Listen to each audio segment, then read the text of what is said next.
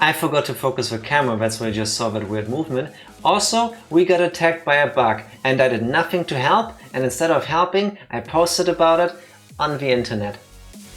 Thank you for taking care of a bug, Tifa. You're very welcome. Happy Sunday, everybody. But it was a creepy bug.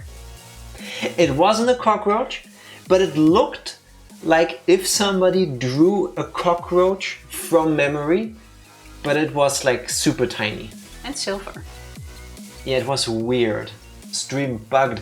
I hope not. I hope just that one physical one is enough, because we're setting up. We're all good. We're all ready to go, and suddenly there is movement on the desk. There is not supposed to be movement on the desk. So we're both like, what was that? Thinking maybe our Stream Deck suddenly shows an ad or something. Sometimes it does that because we're using free software.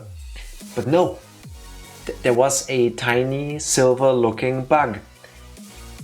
And I'm freaking out. It was small, I have no clue what that was. But fat. Sorry, not fat. It was ready for winter. I don't want to body shame a bug. You know, I've never seen this type of bug before. For all I know, it was the lankiest version that there is. And then maybe it is, but there better only be one of them in here. Yeah, and then I asked Tifa to remove it. Will I let you all know that we might be a moment late? Thank you, Tifa. Very well done. Now, let's forget all of this happened. Alright. Let's start the stream the way I wanted to start the stream, okay? So, forget anything happened. No, I was gonna start the stream with saying that we expanded our family this weekend and that we're just stuck on names because Wait, I wanted to start the stream with the following question for you all. So let's pretend none of this happened because Tifa's opening is not as good as my opening. Okay, so scene. Okay, ready?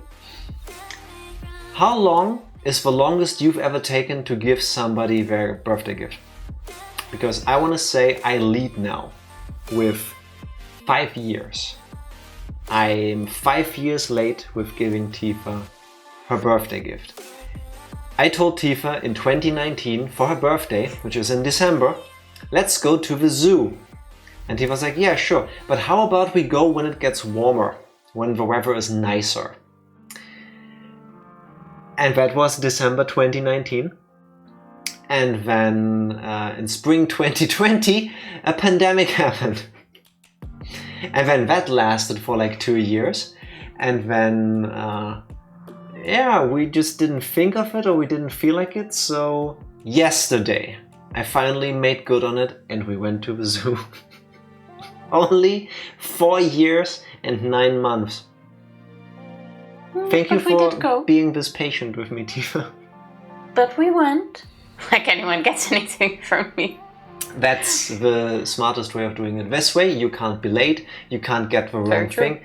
Beautiful. It is big brain moments like this. Yeah. But now you wanted to talk about the expansion of our family. The expansion of our family, yes. First, there was Bruce. Look at how cute he is. You might remember You might remember Bruce. Bruce is adorable, and he's a super cute bat, and he's been with us for a while, and he's always here, even though you can't see him. Hanging off of the lamp next to the stream. That's true. We can see Bruce, he can see us, you can't see Bruce. So Bruce, always there, just so you know. I will hold Bruce for reasons that will become immediately apparent in a moment.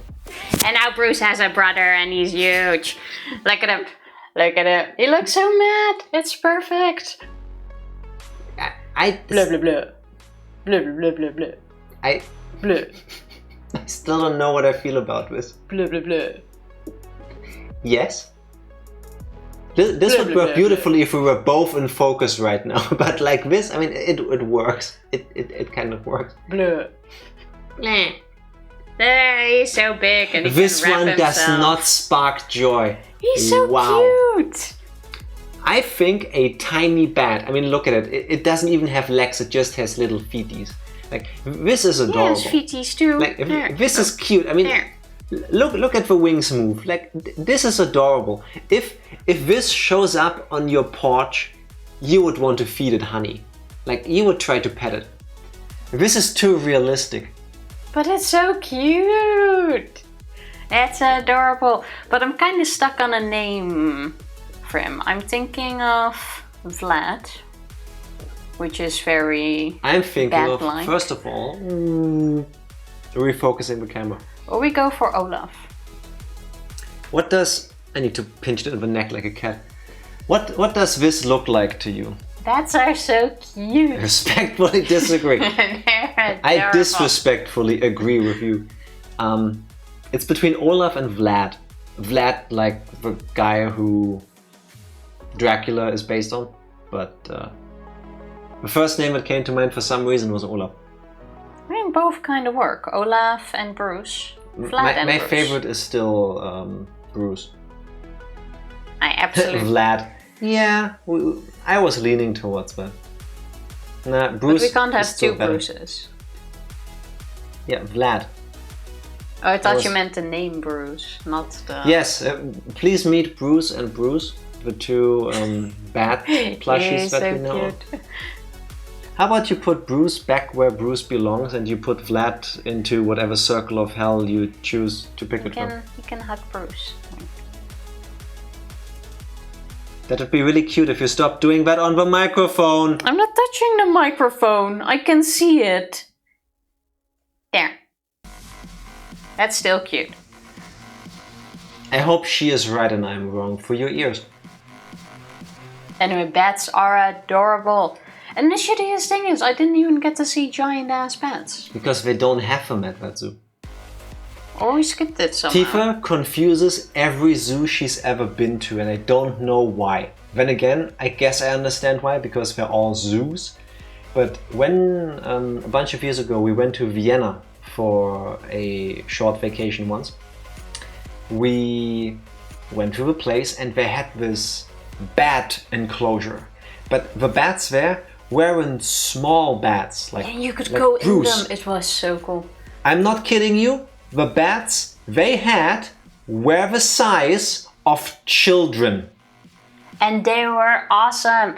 Malix, how are you doing? Not as awesome as Malix. Congrats on being first. No, second. Second. I cannot read. I'm sorry. And Psycho, congrats on being first. That way around. What she said. What I meant. You could go into like this enclosure and it was like this easily. bird sort of thing, like this birdhouse. And then at some point we like looked up and there were these massive ass bats hanging off of the ceiling, and yeah, they basically were They were the size little of small children.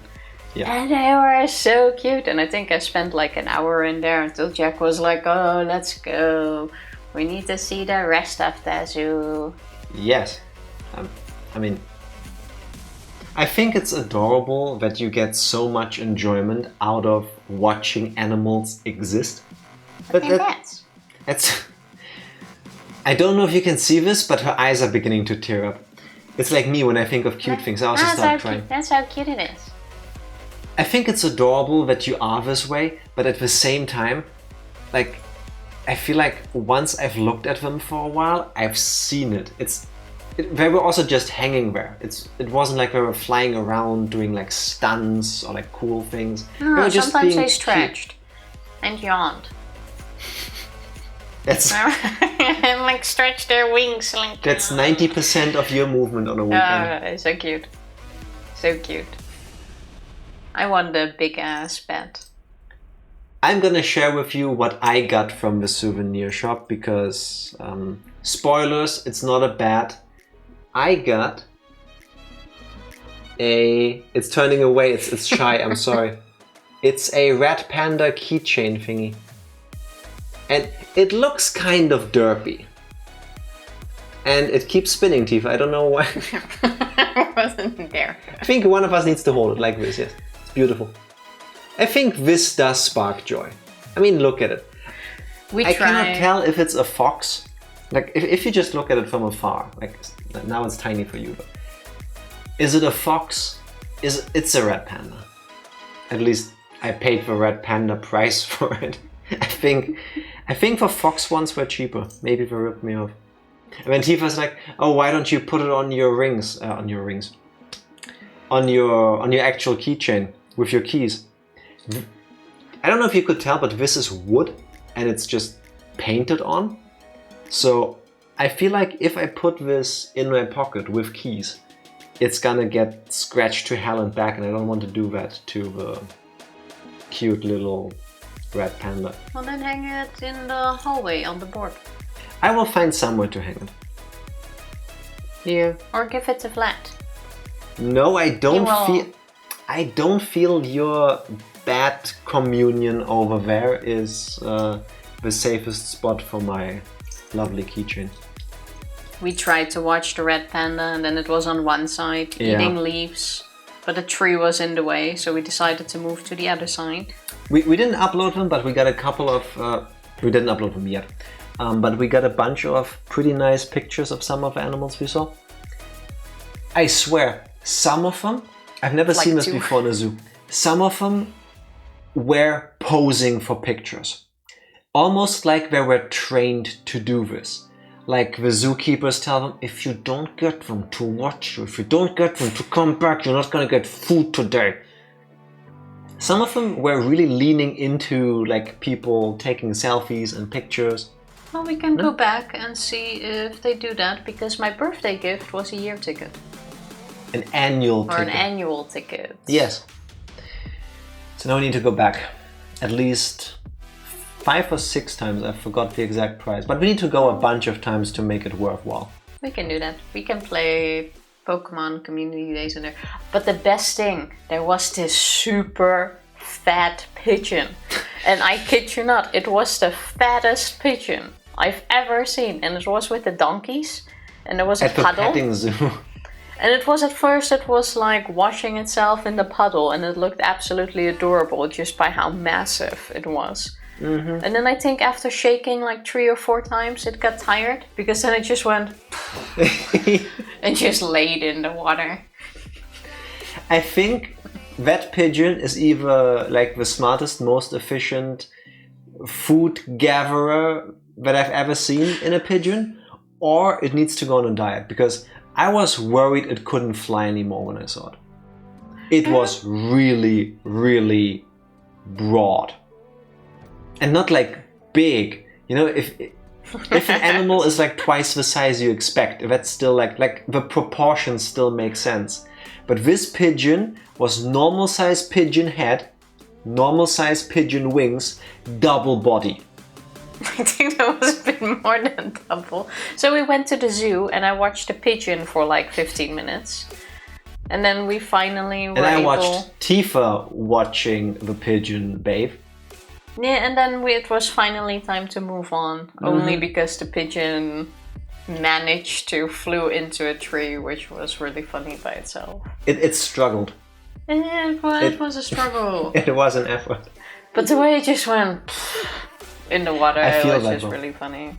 That's Friday evening after working all week energy. Kinda, yeah. So yeah, we went to the zoo and I watched pigeons. Oh, Tifa also tried to pet the cute donkeys at the petting zoo. And they all came to her when she tried to pet them, when they realized they don't smell like animal feed on her, because they also have those machines where you can get food to like give to them. So they look at her, see and smell that they don't get food from her, and then they just walked off to the next people. I saw the pain in Tifa's face. But you can pet Jack at home. That's what I've been telling her too. Do it. I'm super soft. Yeah, you are super soft, but you're not donkey rough. So, wait. I'm sorry. Are you saying that my hair is too soft to be petted? It's like a whole different feeling. So you want me to get scruffier hair so that you want to pet me more?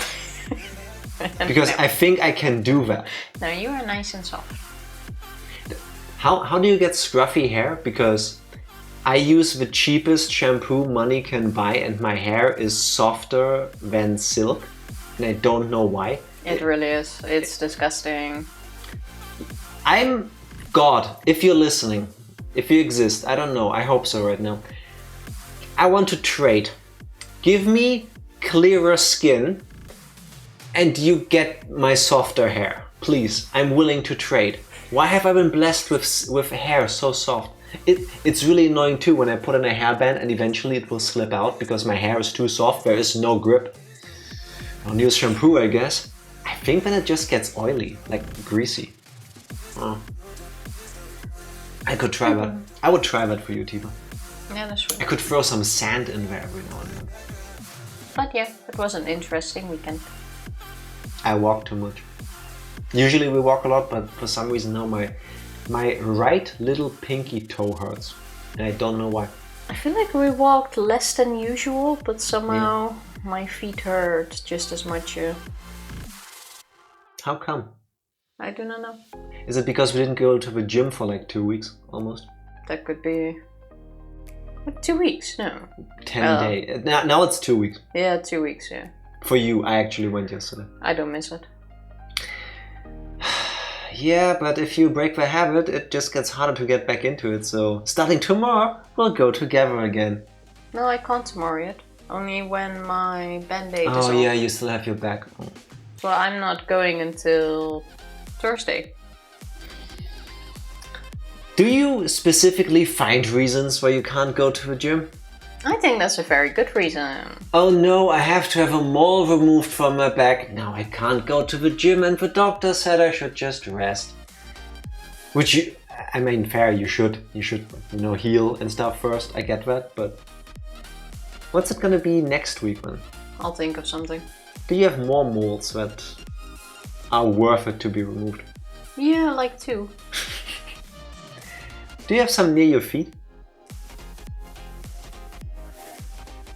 No, but tomorrow morning I'm gonna wake up and I'll notice something because I'm a very light sleeper, and then I'll like wake up and peek over to Tifa and it's her drawing a mole on her foot. So that you can tell me, oh no, I had the mole removed, now I can't use my foot for 2 weeks, you have to carry me everywhere, Jack, and bring me food and stuff. How sad. Yeah, exactly. That sounds horrible. Yes, it does. You know what also sounds horrible and is lately kind of sad? Flat? Put that back. No, Tifa doing recaps. Tifa, would you kindly put the bat away first of all? Blah blah blah. Now, ruin the camera, focus properly, and then you refocus it, and then you put that away, or I'll do it for you, and then you don't get it back until tomorrow. Yeah, exactly. Now, it's so cute. As I was saying, Tifa, what happened the last time we played Higurashi when we cried chapter 3 Tatarigoroshi? So the last time Keiichi is still feeling bad because he can't think of a good way on how to save Satoko. And we've gone through a million different options on if she can stay with us, but we're pretty sure our parents will say no. So then we tried off all the ways on sneaking her into the house in a way we thought of all the ways on how we could sneak her into the house without our parents knowing, and how she could live there an entire day, because obviously she also can't go to school anymore. Yeah. Which is gonna be just great. Nobody's gonna ask questions when Satoko stops completely showing up to school. That all didn't really turn out the way he thought, because, we run into issues like, hey, food. He tried to sneak some food from the table during dinner and he was immediately ganged up on that he needs to finish his food. His parents are sometimes very strict. At least that's how it feels like to me. Like sometimes they're really lax and sometimes they're really strict. I mean, what they said didn't feel strict. It's like, hey, just finish your food. Yeah, but when he ran off to join the baseball game, then, they shouted after him, but it's not like anybody went after him. Then again, they also had visitors over for work. Yeah. Don't see the issue that much, but all of those things. So we thought about it until late at night. I think we fell asleep in the closet. I'm not really sure. The highlight, the number one reason in the end why Keiichi realized it was not a good idea to try to to offer Satoko to climb into the house and just stay in his room secretly was because she'd need to shit in a bucket. And that you would find out because you can smell it. The smell might alarm his parents. Yeah. Yes. Like, that's how deep his thinking into, oh, I'll just do it on the sneaky went. Yes. Basically, the next day we didn't really feel like going to school, so we decided to go to walk towards the, the dam site? Keiichi does want to go to school, but he first wants to have come up with some sort of plan of attack. He wants to have something to make the situation better, versus just showing up at school with nothing to show for all the thinking he did. So he's just walking around until he runs into Tomitaki for the first time. Yes. Who is like, hey, nice to meet you, blah blah blah, I need to find the shrine because I'm meeting someone there, but I'm lost. So Keiichi goes like, okay, fine, I'll show you the way, drops him off at the shrine. And for some weird reason decides to follow him up to the shrine to see what he's doing. I have no clue. It was weird why he decided to do that. And there we saw Tomitake with his... Well, we don't know if it's his girlfriend at this point, but what's her name? Takano-san. Takano. So we start talking about the Watanagashi, of course, which is soon. No, in the next First week. things first, Takano-san started talking to us kind of like... I don't know, she seems weirdly interested in us.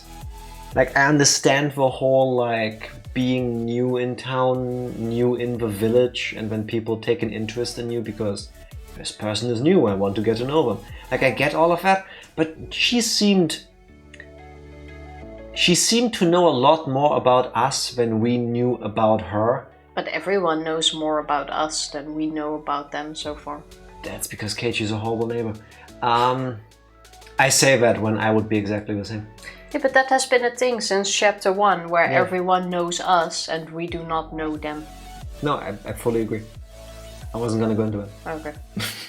So I wanted that's to been say the same thing. that Takano was awfully happy to indulge in telling some of the more macabre things about Watanagashi. We haven't hit any like deeper things yet. It's just still the usual spiel of, people get disappeared and people die and it has to be humans doing these things, right? Because Keiichi, for some reason, kept ultimately asking multiple times, hey, couldn't it be Satoko's uncle's turn to die now? Especially since it's been her family in the past few years. Like, isn't it his turn? The Hojos are cursed, right? All of the others already died. Can't it be his turn now? What do you think the chances are it's Teppei? Do you think it's gonna be Teppei? And what's his name? Takano? The poor guy was... Tomitake was like, let's stop now. Mm-hmm. Don't get her triggered on this subject. Hey, we had plans. Let's go. And then Keiichi keeps talking about the subject. Yeah. And then when we're talking about, hey, who could be the culprit, who could be doing it, because Takano-san. Takano was like, oh, I know who's the culprit. I have ideas. I just don't care who it is, really. At that point, we decide to skip the entire conversation and... We skip the conversation. We don't see the conversation unfold when Takano-san goes full into like going along with Keiichi's, who could it be? Who's gonna be next? Well, what do you think? And Takano goes, well, I can tell you, but there's 3 requirements. You can't tell anybody, you can't tell anybody, and you can't tell anybody. No, don't regret, I told you. You can't tell anybody, and you can't tell anybody it was me who told you. I think those were something like, ultimately, keep your mouth shut, basically. And then... Time skip. Time skip, we're back at school. And that's where we are. I hate that. Why can't we be part of a conversation when we're reading a visual novel? Well, now he's gonna think about all the things she said, and then we're gonna have a flashback. I think that was in the previous chapter, that we also skipped something or a moment, and then we had a flashback to that moment.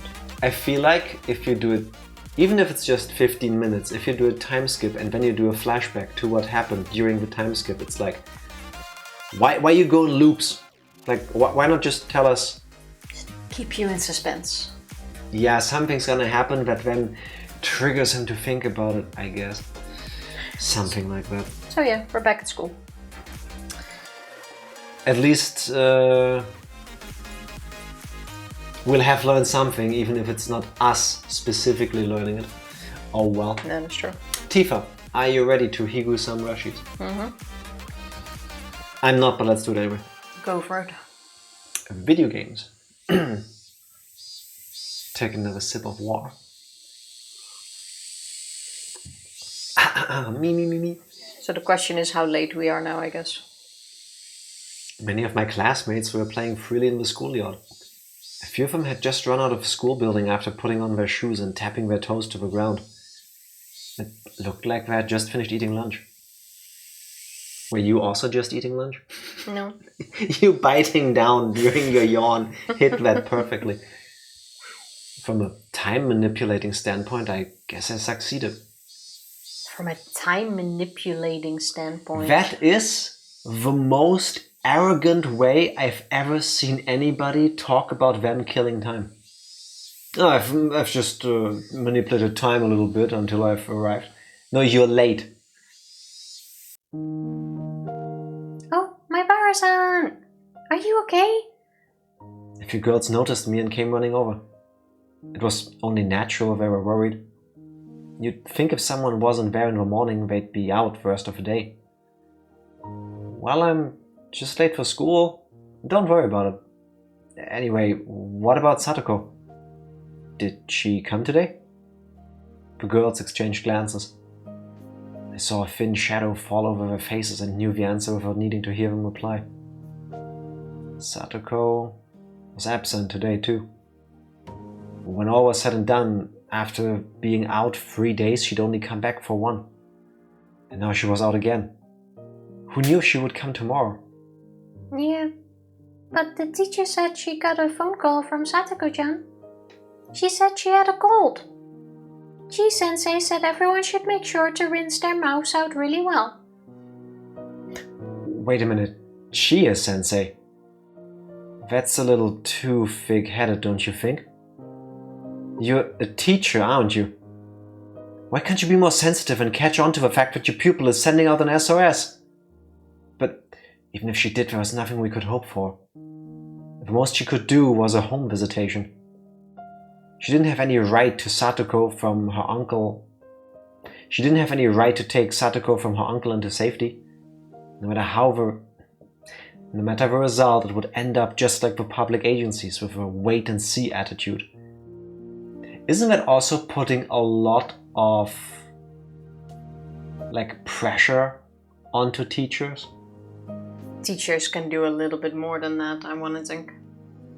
I mean, I also, unfortunately, throughout my school life, heard of teachers deciding to intervene or having to because they noticed signs of domestic abuse or other things going wrong in a student's life, and then they would, bring attention to that. Quite sure it's part of your teacher training. That's kind of messed up, if you think about it. Domestic abuse happens more often than you think. No, I mean, it's a good thing if you have somebody like a teacher or whatever looking out for it and, trying to make the situation better. But wouldn't it be amazing if people became teachers because they want to teach students and you don't also have to keep an eye out on all the horrible things that can happen in a kid's life? Yes, but in a way, can't you say the same about every profession? Yeah, I guess. If not teachers, who else? Yeah, fair enough, they spend a lot of time with the kids. I mean, it perfectly makes sense, but whenever I thought of the job of being a teacher, the only thoughts that really crossed my mind, at least, were, oh, you have to learn the material, you have to be educated in the topics you talk about, you teach students, you give homework, you control their tests and all of that stuff. All of the social work kind of aspect of that, that never even occurred to me. I know they do this. I've seen it happen. That's a good thing then, isn't it? Yeah, but at the same time, I feel like with how unfortunately necessary that part of her work is. If you, I don't mean this disrespectfully, but if you naively go into becoming a teacher because you want to teach, that's not all there is to it. I think they're quite prepared for that. I would hope so. Also, I don't think anyone is ready to get into a job. Are you gonna finish your sentence? No, it's like you teach and there's always, or you go like, oh, there might be some other aspect to it, but I feel like you'll have that with every job you go into. Maybe not to the same comparison, but no one's ever ready. Nah. I don't think in a bakery you do that. You know? Even then you might deal with customers. True, I never really thought of it like this. This game is making me think things. It's expanding my horizon as you're watching it happen. It would just piss Satoko's uncle off and her suffering would only grow deeper. And wasn't saying she had a cold for best option? She's right. Be careful not to catch a cold, got it? You can go now. There's still plenty of time left on lunch break. The girls excitedly scattered into the schoolyard. Oh, Keiichi-kun! Rena was yelling out the classroom window, waving her hand. A moment later, Mion and Rika-chan poked their heads out too. We were very worried that even you would be absent today. Thank goodness. You don't seem sick. You look pretty okay. I felt a little uncomfortable with her saying that I didn't look sick, but I didn't care that much. What happened? Overslept? Well, late is late. I think if I said I was late because of a train accident, she'd let it slide. You overslept? You live in the village, and why would you go with train? What? Mion was being a bit persistent. Was she going to put on her club president cap and scold me for being late? Well, maybe she didn't have it in for me, so I briefly stated that she was right. There's still more bento. Everyone eat up. Without Keiichi-kun here, we couldn't have any fun. Satoko is still absent, huh? Even Reina, feigning cheerfulness, couldn't stand to hear that, and her face darkened. I love how you read for dots. Just beautiful. I know, right? Totally in it. She called this morning. Apparently, she said her cold came back and she was staying home again. She said it might go on for a while too. She must be sad, so we were all talking about going to visit. That's a horrible idea. What are you saying, Rika-chan? Not pleased with Rika-chan wearing a wide smile as though it was a happy occasion I threw cold water on her. We know best of all she doesn't have a cold, don't we? Don't ever tell a fib like that again, even as a joke. I'll get mad next time. Thought he threw actual cold water for a second. I think it's a metaphor. Rika-chan furrowed her brow, looked down, and mumbled an apology. It's not just you, Keiichi-kun. It's hard for everyone. I know I'm not the only one worrying, but none of us can do anything either, can we? That's true, but... I got the feeling I would cause another fight if this exchange went on. So I apologized first. Sorry. I'm sorry, so forget about what I just said. It's hard for everyone, right? It must be. It was at least clear, however, that I was the only one who had worried so much about rescuing her. I understand why people feel like that sometimes. I've done that a bunch of times myself in life too, but you just don't know. There is no way of telling from looking at somebody's face how much or how little worrying or thinking they've been doing about something. There is no way. They could have done the exact same thing. Yeah, for all we know, they didn't get any sleep. Because they've been up all night wrecking their brains, but they got up when the alarm went off. At the very least, everyone else probably got the normal amount of sleep last night. Probably had good dreams too. I definitely hadn't stayed up all night thinking so desperately. Not trying to be mean, but they are just teenagers. Yeah, no, I fully understand why Keiichi would say these things. Because, I still sometimes do this. Somebody else doesn't put as much effort or work into something as I am doing, clearly. Because I know how much I've struggled with this thing, and the other person doesn't look like it, so clearly they can't have. That's a human thing to do, I think.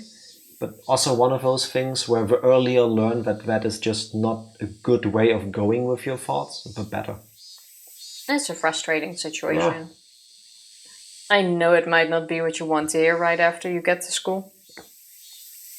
But you were late today, Keiichi. Did it have anything to do with Satoko being absent? Huh? What are you talking about? Sometimes you act kind of foolhardy, Keiichi. When both you and her were absent this morning, we seriously thought you might have kidnapped her and hidden her somewhere. Easy for you to say. If I could have, I'd have done that last night. None of them had really thought about how difficult that clear as day solution was. I was up thinking all night, thinking until the night was brightening. And then I concluded that I couldn't do anything of the sort. Don't be dumb. I couldn't hide someone. You're right. I'm sorry. I apologize if I upset you. Don't worry about it. Anyway, let's eat some food. I'm starving. I took my bento box out of my bag. Everyone moved to make a spot for me to sit. Maebara-kun, did you just get here? And just as I was about to stick my chopsticks in, Chie-sensei came along. Yeah? Sorry for being late. I overslept. At least it's the truth, as suddenly there's fireworks outside. Is there a soccer game or something happening right now in Germany that we're not aware of? Are we ever aware of a soccer game? No. Do the microphones pick that up? No. Oh, you can hear it. Okay. Wait, you can hear the fireworks as in there's also fireworks where you are, you can hear them on stream. Nah, it's on stream, I get it. It's quite a lot for some reason.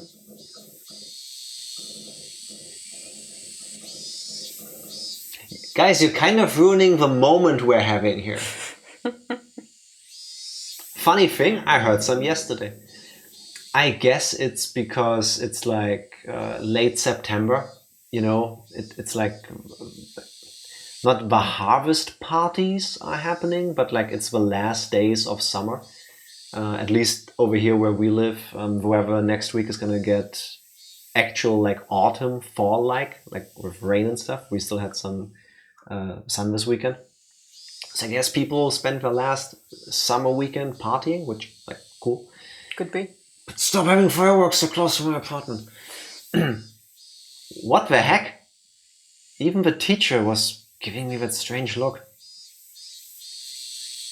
When you're finished eating, could you and the president come to the teacher's lounge? There's something I want to talk about. Probably about Satoko, I thought. Sensei left it at that and went back out into the hallway. Eating lunch can wait. Let's go, Mion. You're right. Mion and I exchanged looks, nodded to each other and got up. It's probably about Satoko-chan. No doubt about it. They were saying she had a cold, but everyone in class knew the truth. I didn't think that wouldn't have reached the teacher's ears by now. I kept playing dumb, so I think she gave up asking me.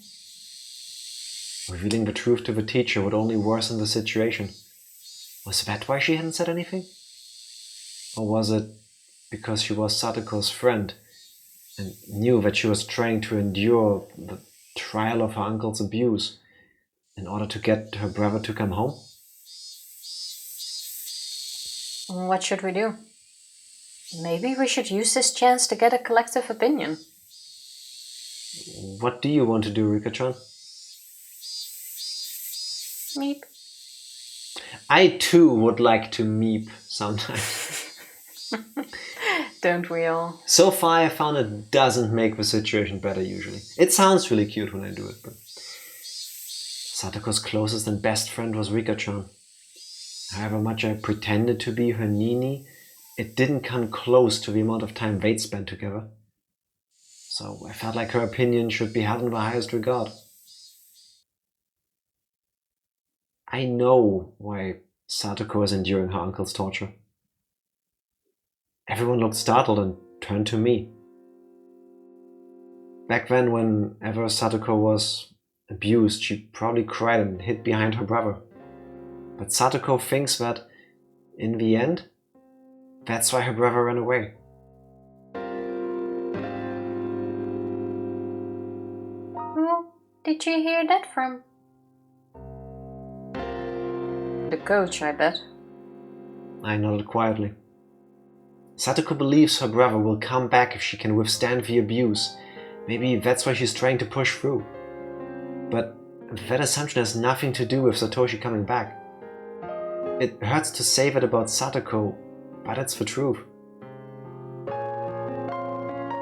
Everyone hung their heads. Everyone was thinking the same thing. Satoko probably won't be happy no matter who helps her. She wants to withstand everything with her own strength. But is it really right to respect that? I don't think it is. Even if Satoko hates us for a while, I think there will come a time when we need to save her against her will. And I think that time might be now. I told him all about what I saw and how I felt when I went to Satoko's house yesterday. Keiichi-kun, so you think we should tell someone? Of course, only after we're sure that reporting it to a public agency will guarantee her safety. Without being sure of that, it could just get more dangerous for her instead. It's a difficult problem. You think we can get a definite promise out of the teacher? I had no confidence, but we had to try. Meanwhile, Rika-chan had her hand raised for a while, as if asking for an opportunity to speak. I will leave it to Keiichi. What? Is that okay, Rika-chan? Keiichi is thinking about Satoko more than anybody else here. If Keiichi thinks that we need to tell someone, then I have no complaints. Thanks. Mion, Reina, are you okay with that? Mion seemed to hesitate, not knowing if she should agree. But when she saw Reina's firm nod, she made up her mind and did the same. Okay, let's go, Mion. Right. And then the teacher isn't even gonna ask about it. Yeah, I need you to help me move some chairs into a room, please, to set up for an assembly. Try this new curry recipe. I made too much here, please have some, you look hungry. Only Chia-sensei was in the teacher's lounge. We didn't see the principal anywhere. The schedule on the blackboard under the principal's name said training, going straight home. Our principal's sense of justice was too strong. Satoko's problems wouldn't be solved with something so vague. Maybe it was a stroke of good luck that he wasn't here. When the teacher saw Mion and I come in, she closed up her curry bento, saving the rest for later. Here we go, and no curry slander yet. Sit over there, please. She told us to take a seat in the chairs directly in front of her principal's seat. I hadn't sat in this chair since doing the paperwork for transferring in. The two of us sat there uncomfortably before the teacher walked over carrying a notebook and a ballpoint pen and sat in front of us.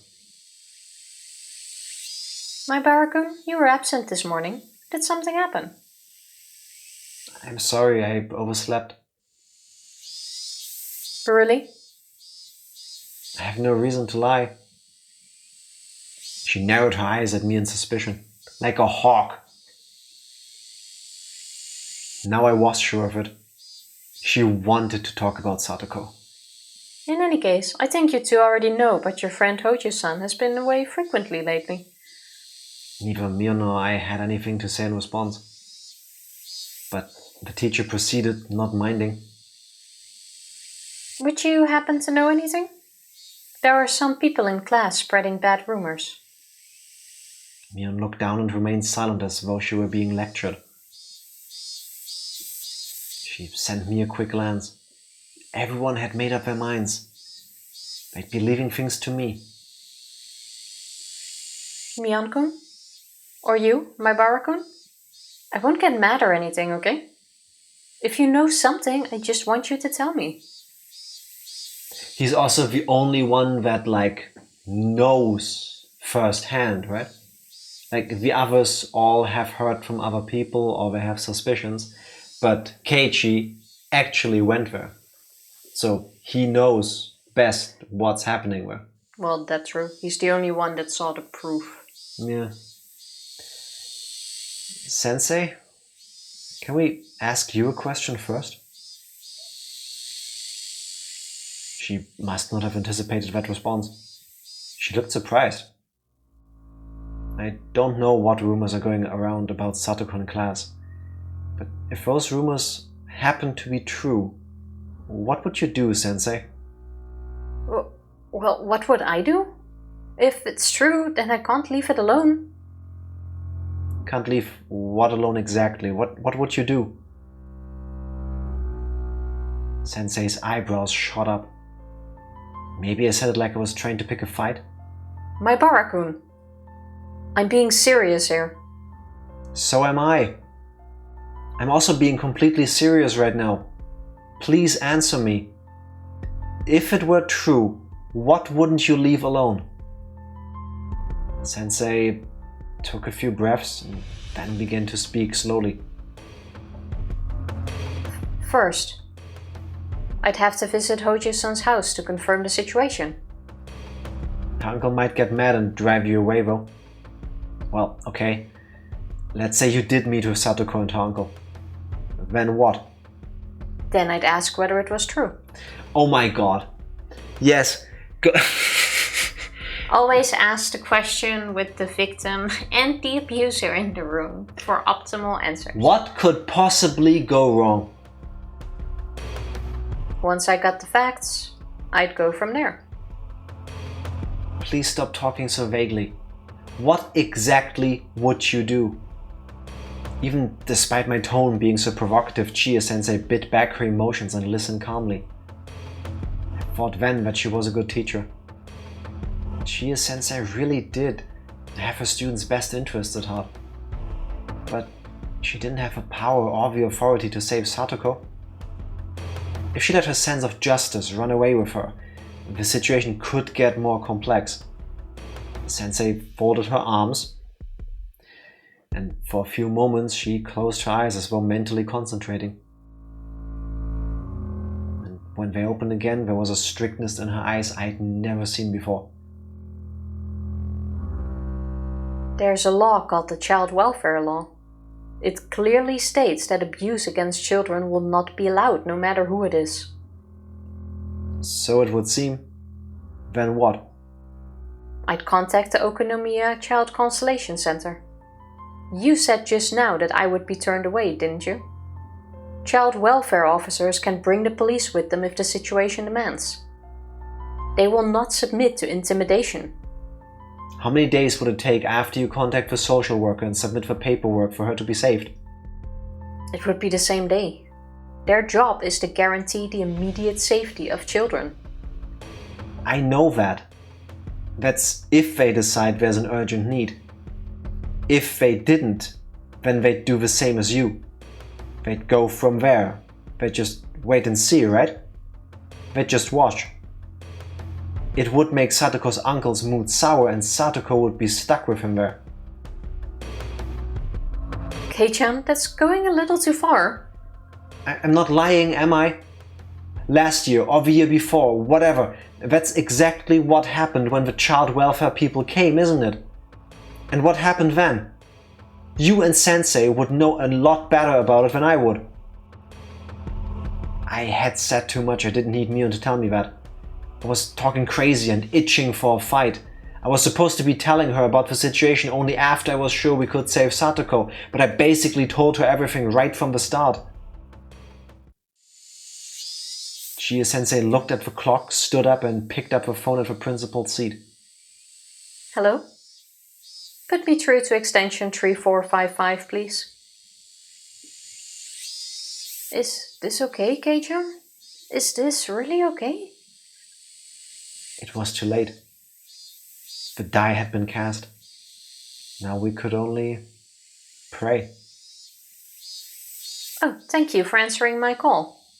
I'm Chie, a licensed teacher at the Hinamizawa branch school. Would Director Watanabe happen to be in the guidance office? Why were you confused by you saying it properly? No, my mouth's really dry. I actually tripped over my tongue. Physically.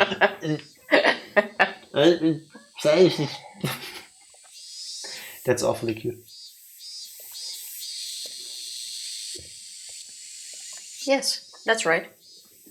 Something urgent came up, so I'd like to contact the principal as soon as I can. Dark Lord, welcome. Cheers. Happy Sunday. Please enjoy your drink as much as we just did and as much as Tifa needed it. And we'll do again. Cheers. But now she's calling the principal. Yes. Thank you. Please tell him immediately. Yes, thank you. The teacher put down the phone and tilted her head back and took a breath like I always did. I'll ask the two of you again. Are the rumors going around class really true? Yes. Yesterday I went to Satoko's house and I saw for myself just how bad it really is. And then the rumor is something completely different. If you are ever, you listening, watching, if you are ever in this situation, don't play this verbal game. Sometimes more is more. Sometimes more is better. Are the rumors true? I went to the house, I saw X, Y, and Z. And I'm telling you, because I'm hoping A, B, and C. Don't just say yes.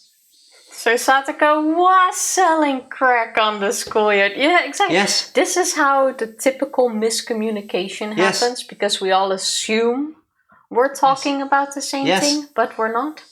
Yeah, so Satoko has, for some reason that needs to be looked into, a habit of hurting herself and then claiming she's being abused. So she needs a psychological evaluation and help, clearly, but it's not the uncle's fault. That's the rumors, right? Yes. Especially since we went, I don't know what rumors are going around. Yeah. And that was clearly fake, but still, never do that, no. You can leave the rest to me. I'll definitely do something for Satoko-chan. Something. Please stop saying such ambiguous things. Not something. We have to save her. If I ended up deciding to wait and see again, how do you plan on taking responsibility? While I was yelling, the phone rang. Chie-sensei snatched the receiver up first. Who else would pick up? Us? Hello? Wait. That could be first, as in before she said anything to us. Oh, okay, yeah, no, fair. Kei-chan, like, lunging for the... Mion also trying to get it. I would think it was a... Before responding to us, she picked it up first. Yeah. I think. Hello? Oh, I apologize for interrupting your training. Yes. Actually, it's about the issue with Satoko Hojo-san. Yes? Sensei waved us away, telling us we could leave now. Mion went to leave, but I held my ground. I had a responsibility to make sure she stopped saying such vague, ambiguous things. If it didn't look like she was going to say anything substantial, then I'd tell them the truth, even if I had to steal the phone from her. Yes. No, I haven't contacted them yet. Yes. I haven't confirmed it, but it seems pretty bad from what the children are saying. It's not just pretty bad. Do something about it. Right now. If you're going to report it, then I don't care who you tell. But I swear, if they end up just waiting and watching, I will never forgive you. I yelled angrily at Sensei and the principal on the other end. I wanted to somehow, some way, convey to them just how dangerous the situation was right now. Mommy, how are you doing? Egg. I wish I had egg right now. Oh, question. Maybe one of you knows. How long can you keep egg yolk in the fridge? Because Tifa and I bought a baking kit for those coconut macaroons. I always confuse the word for the two. Not the flat things, but coconut, egg, sugar, and then you bake it, and then it becomes like these white brownish pillars of coconutty sweetness that you just inhale, or I do at least. But now we have 3 egg yolks in the fridge. 4. How long does that stuff keep? Because I don't want to get egg sickness when I eat it tomorrow. I don't know. It couldn't be salmonella. I don't eat that stuff raw. Can you get salmonella from cooked egg? No, right? No. How sealed are they? Not. They are 4 egg yolks in a bowl. Were we supposed to seal that? Okay, step 1 we missed. Well, sorry, step 2. Step 1 was to get them into a container. I thought you were going to have them for breakfast. That was my plan, but then we ate something else. You should probably cover that. Yeah, we should. Probably. We should have yesterday. We should at least tonight. If I do the smell taste test, that should be fine tomorrow, right? Like I'm not gonna drink them raw. I couldn't ever because just the thought makes me want to puke. Should be good, right? If there's no stream on Tuesday, it's the eggs. They got to me. How you doing, mommy? Happy Sunday. I understand that. I will tell them as much. Mian-kun, please take Maebara-kun back to the classroom. Yes, ma'am. Let's go, Kei-chan. We should leave this to the teachers now. You better promise. Until the very last moment, I glared at Sensei. Chie-sensei was feeling pressured by the likes of me. Idiot, this isn't the time to feel pressured. Now's the time when you give me a firm nod to reassure me. I don't think she feels pressured. Even so, we've already left things in our hands. At this point, we really can't do anything but pray. Bang! Mion shut the door to the teacher's lounge. This is one of the worst feelings. When you have to wait for somebody else to do something and you are completely powerless. There's nothing you can do to influence the situation any further. You just have to wait. My favorite letter is not X anymore. Yes, I finally recovered from the stomach bug and the diarrhea it brought, and now I eat the old egg yolks and then I guess it'll be back or something. Doing good? Happy to hear. Good to hear. Article. Okay. College starts tomorrow again. Ew. I don't even... How many years do you still have to go? Did you ever say that you're going to college? I do not recall. What are you studying? Is it the oboe? Is it the other instrument that clearly doesn't look like an oboe, but we might have confused it for such? Last year. Okay, it will be over before you know it. I have a reaction to this because Tifa says this, inflationary to me. Thank you for the 5-stream streak, mommy. You're looking forward to being done, or you're looking forward to college? Because, I mean, some people enjoy studying. Some people enjoy it. I didn't, that's why I'm asking. You know, if you do, I can live vicariously through you. But it will be over before you know it. I heard that, I want to say, 800 to 900 times during our vacation, when it was clear I would have to fly to Istanbul and back, because I hate flying. So every 2 minutes, Tifa was like, it will be over before you know it. The flight will be over before you know it. And I would look at her and tell her, yes, that's exactly what I'm afraid of. Also didn't say it that often, but sure. It felt like it. And boy, are his arms tired. Still sore from all the flapping. Yeah. No, Boo. Which one? His arms are tired, or me actually going deeper all of them. In? Fair. Yes.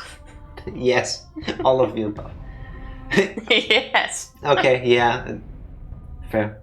No, I appreciate it. It's like, you know, when, especially like in American culture, that's something that threw me off when I first met people internationally. Because especially Americans, they usually ask, hey, how you doing? Yeah. That's not a thing over here. Germans generally specifically don't have greetings like this because we don't want to know. No, that's not true. It would interrupt the flow of things. We just say good morning. You have the very general wie geht's, but you just ignore it really and just answer the question. But that is very rare, at least where I grew up and was socialized. No, like at work everyone starts with like, hey, wie geht's, and then the question comes, but everyone just goes into No, that's when you know people, or if you have some sort of relationship.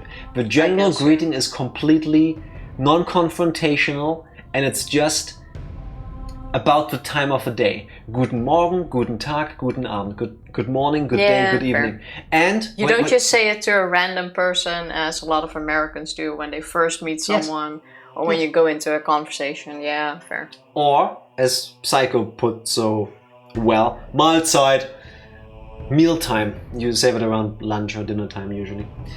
That threw me off for so long because I never knew what to reply, and then sometimes I go like, oh, ebenso, and then people tell me like, no, you don't say you too when people say Mahlzeit. I'm like, then what do you say because to Mahlzeit? Mahlzeit also has this energy of the Japanese itadakimasu, you know, enjoy your food, dig in. Like, you also say this when you start eating. It's like, there's connotations to it, and that can confuse people, and same, I said it back, and then at some point people gave me a look like, so I just said Mahlzeit back from that point onwards. And it's such a weird thing to say if you think about it. Mealtime. Yeah, but you say it as a greeting.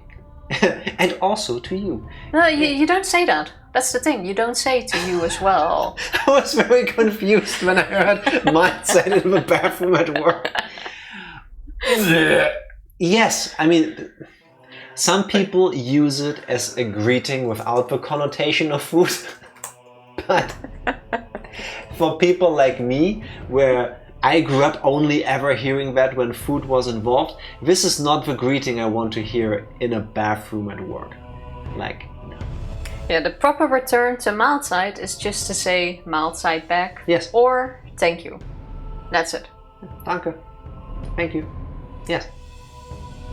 But I was trying to get somewhere with the story. Okay. The same way Tifa says, it will be over before you know it. You know, it's a nice, like, oh, in case you're not looking forward to it, it won't be that bad. Time flies, you know? And, like, I get it, you're not supposed to think deeper into it, but sometimes I do. It's one of my weird quirks. Statistics from the Ministry of Health and Welfare. No, I would go, let's do article first. Article? Article. Is it article or is it article? I can do article. Article 2. Definition of child abuse. The term child abuse means the following acts committed by custodian. meaning a person who exercises parental authority, a guardian of a minor, or other person who is currently engaged in the custody of a child. Hereinafter, the same shall apply. Against a child, meaning a person who is under 18 years of age, hereinafter, the same shall apply. Anytime I read a text that has the word hereinafter, my brain shuts off. It's a weird word. It's gonna be legal text, and I know. 1. Assault the child in a manner that will cause or is likely to cause external injury on the body of a child. 2. Engage in indecency against a child or cause the child to engage in indecency. 3. Substantially reduce the amount of food for the child or abandon and neglect the child for a long time period in a manner that may interfere with normal development of the child, mentally or physically or otherwise materially fail to perform the duty of a custodian. Or 4. Speak or behave in a manner that would be significantly traumatic to the child. So by those definitions alone, Teppei has done these things, right? Because he has assaulted the child. I don't know the legal definition in Japan for indecency, but if it also includes things such as being in a constant state of drunkenness with your gambling friends, gambling at home, that's not decent. I don't know if it's legally indecency. I'm not sure if that's what they mean with indecency, but I think we are clear that this is... Yeah, 3 and fitting, 4. Yes. 4 we do not know, I just assume, but 3 I believe. Well, 1 we've also had confirmed. Definitely, yeah. Article 3. Prohibition of child abuse. No person shall abuse a child. Act number 82 of 2000. Authored by the Minister of Health and Welfare. That's pretty straightforward. I mean, it's law. In most cases it is. I mean, apart from alcohol, any drug consumption should count. Yeah, I mean, that will go towards neglect as well. Hot take, I think alcohol maybe should be included too. I mean, alcohol is included, but there's a... Yeah, but I think alcohol is the only substance where there is a difference between, oh, he drank, or oh, he's an alcoholic. Exactly. Yeah. Statistics from the Ministry of Health and Welfare. A glass of wine or beer is not the issue. Yes, exactly, like in moderation. But how often does that happen in these cases? Year 1900. That was my favorite year back then. Do you remember where you were in the year 19... Yeah, I grew up in the... How do you pronounce underscores then? Hey, no, that's fine. I'm just saying that I grew up in the... and I miss it. Like the... were like the best times. I'm telling you. But you're saying... You're not... You're saying and that's kind of cuter to my ears. That sound is hard to... Weird, they don't use the usual 19XX. Exactly, that's what threw me off. Because in my head I was also mentally preparing to go written in the year 19XX, and then Tifa will be like, oh, stop saying all the X's. And then usually I would go 19... But this time I gave you 19... 19 random sound of air being pressed into my mouth while being shut. Principal abusers in cases reported to the Ministry of Health and Welfare. Total 5,352. Mother by blood 2,943, 55%. Mother not by blood 203, 3.8%. Father by blood 1,445, 27%. Father not by blood 488, 9.1%. Year 19... Instances by type of abuse in cases reported to the Ministry of Health and Welfare. Total 5,352. So wait, we're in the 1900s? Yes. Always have been. Oh yeah. What did you think? For some reason I had 18 something in my head, but we were in 1980 something. 7? Yeah. That's why. Physical abuse. 2,780. 51.9%. Neglect, abandonment of child. 1,728. 32.3%. Psychological abuse. 458. 8.6%. Forbidden from going to school. 75.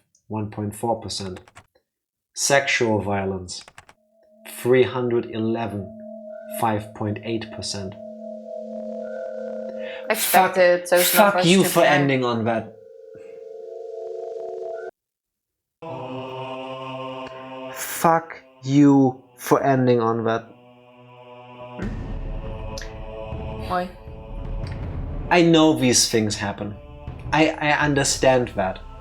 I don't like it, but I understand that at any given point, anywhere on the planet, somebody is probably doing some of the worst things a human brain can muster.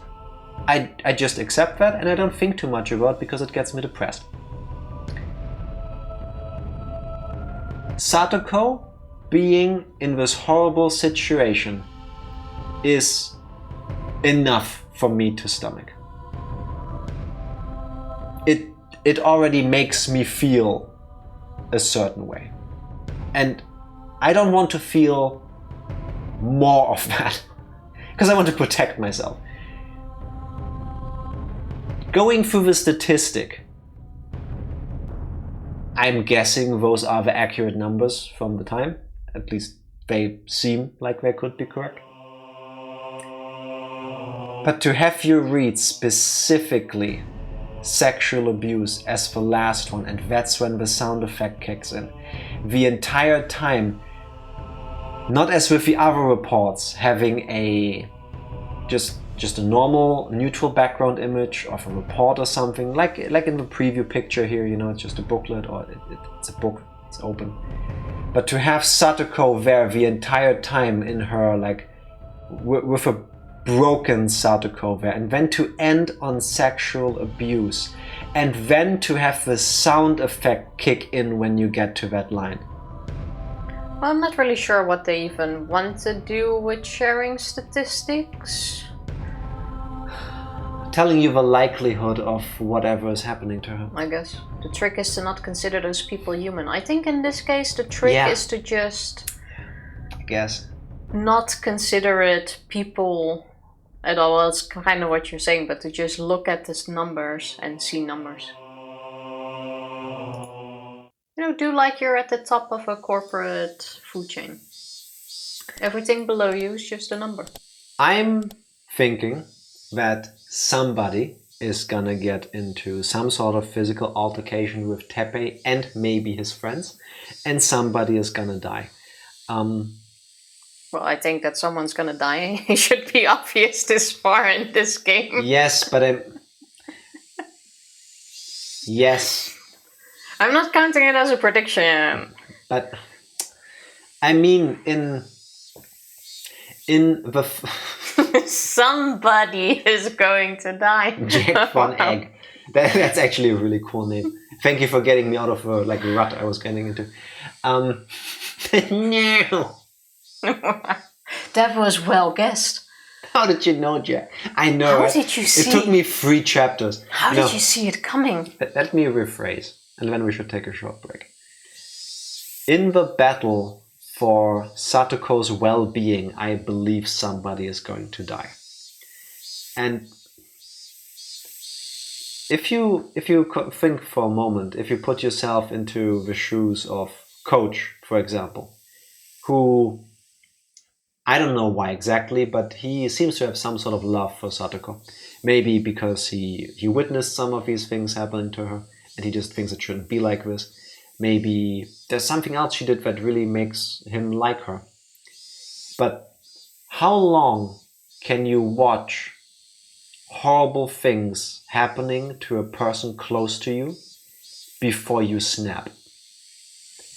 Before everything you learned about good and evil and bad and wrong and right don't matter, because you are consumed by your anger and you take this into your own hands. It's going to be a trigger at some point. But I'm not sure if you're going to like it, but I think Teppei is the one going to die. And I think Satoko will be the one who disappears. I think we're going to get rid of the Hojo line in this chapter. I think the big question of chapter 3 will be who killed Teppei? Because there is also a good chance it was Satoko. And like, would that be fucked up? Yes. Would I understand it? Yes. Understandable, yes, but I don't think Satoko will be the one. I don't even know if knowingly or unknowingly. I could see this go two ways. I could see this in every multiverse. I can see the situations happening all in front of me. She is somehow leading Teppei through the mountain where she set all the traps. Could be. She just needs to run away from him and lead him in there. She knows where the traps are. And some of them are there to incapacitate you. Like, you know, the anime style, like, haha, you got into my trap, and then whoop, suddenly you're hanging between the trees. Up there. You're not gonna get out of that. Unless he has a knife with him. And even then, he's gonna fall, he's gonna hurt himself. There's more traps. He might die from traps. She might poison him. Especially if a guy is a raging alcoholic. You can poison his drinks, you can poison his food. You don't know what you need to give to actually give a lethal doses. You can find that out. Not that easy. Internet isn't a thing. No, but books still exist. You're not gonna find a book in the school library. Do they teach chemistry classes? Probably not, no. Okay, even then, mix some fucking laundry detergent into his drinks. No guarantee he'll die. No, but, you know... Can I get a book on poisons? Once you've poisoned him, he's an easier target. Which of these forest mushrooms is deadly again? I wouldn't be shocked. Yes, I would not be shocked if she tries to get out of the situation herself in a... If I endure any more of this, I'm gonna die myself. It's not gonna be Satsuko. It could be that Coach gives her something to prepare for Teppei, and that contains poison. Coach would do it himself. He wouldn't let Satoko be the one to kill her uncle. If he doesn't have another way to get to him? Anyway, you said break after that. So we're gonna be back. I love it when Tifa sometimes just does like hand motions, like you know what it's supposed to be, but like she says something. Anyway, we said break, and now it feels like it's a very Tifa thing to do. It feels like a BRB. BRB while my mind is racing. And we're back. We are, and I figured out a solution to the conundrum of how could Satoko get poison. Easy, it's cleaning stuff.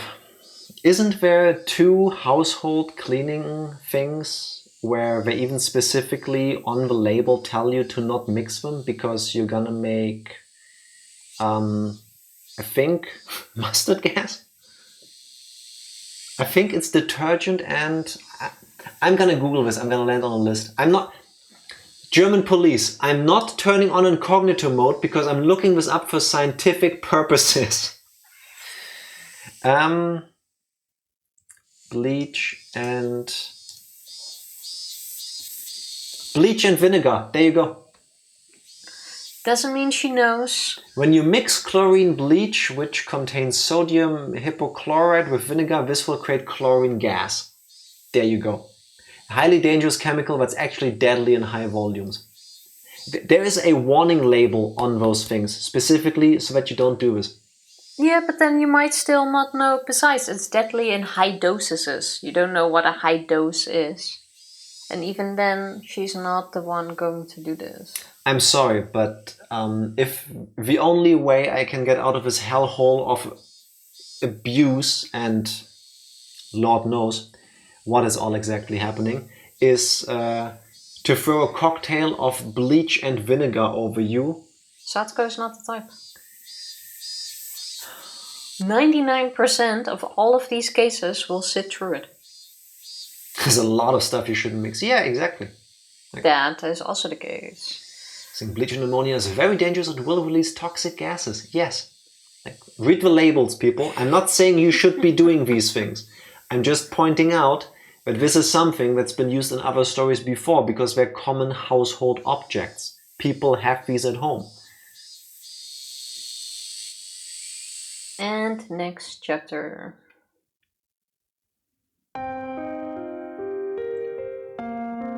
New song. I don't like the music. At least I think it's a new song. Also, I don't like how my headphone cable is trying really hard to play with my... Aurelia.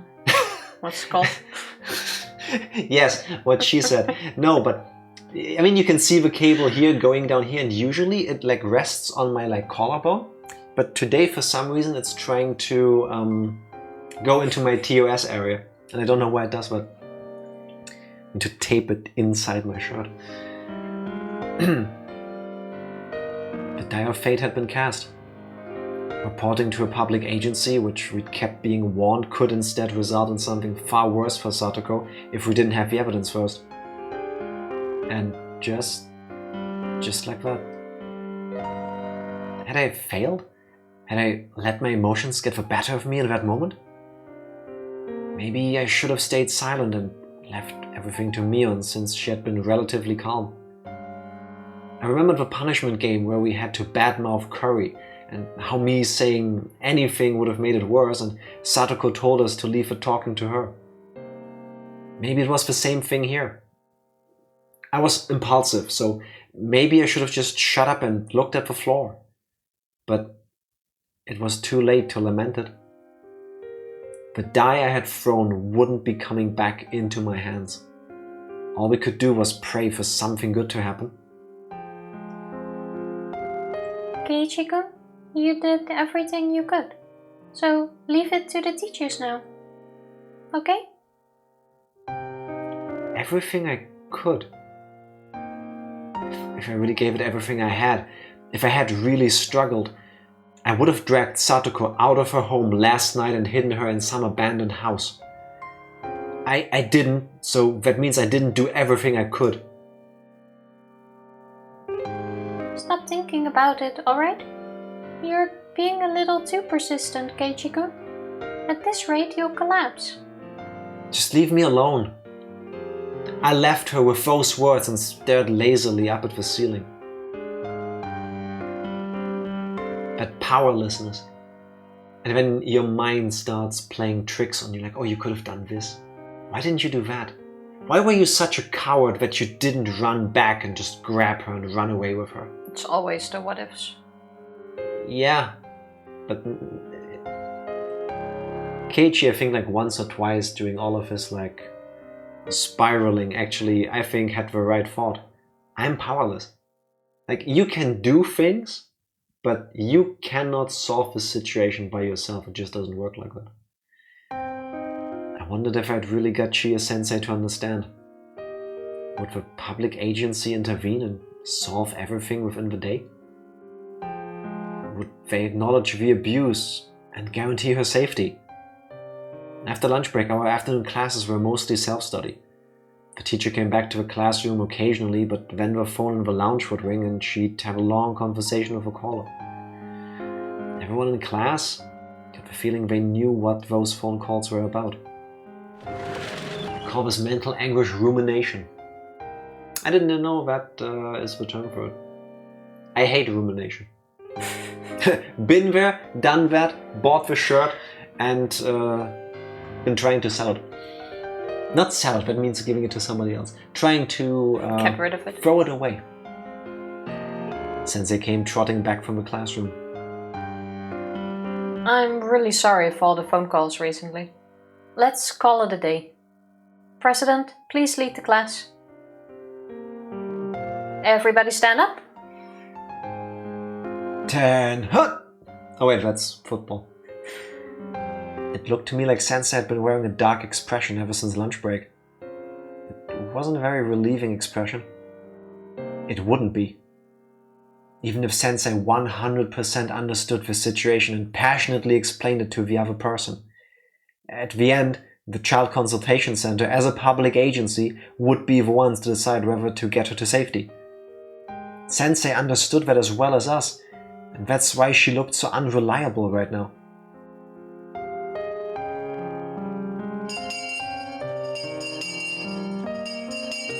Kei-chan, let's go home. I don't think anyone feels like having the club today. Mi-chan, it's no fun if someone's not here. Rena was right. It was no fun for us if someone was missing. If the teacher's expression had shown more promise, then maybe we could have gone home more comfortably.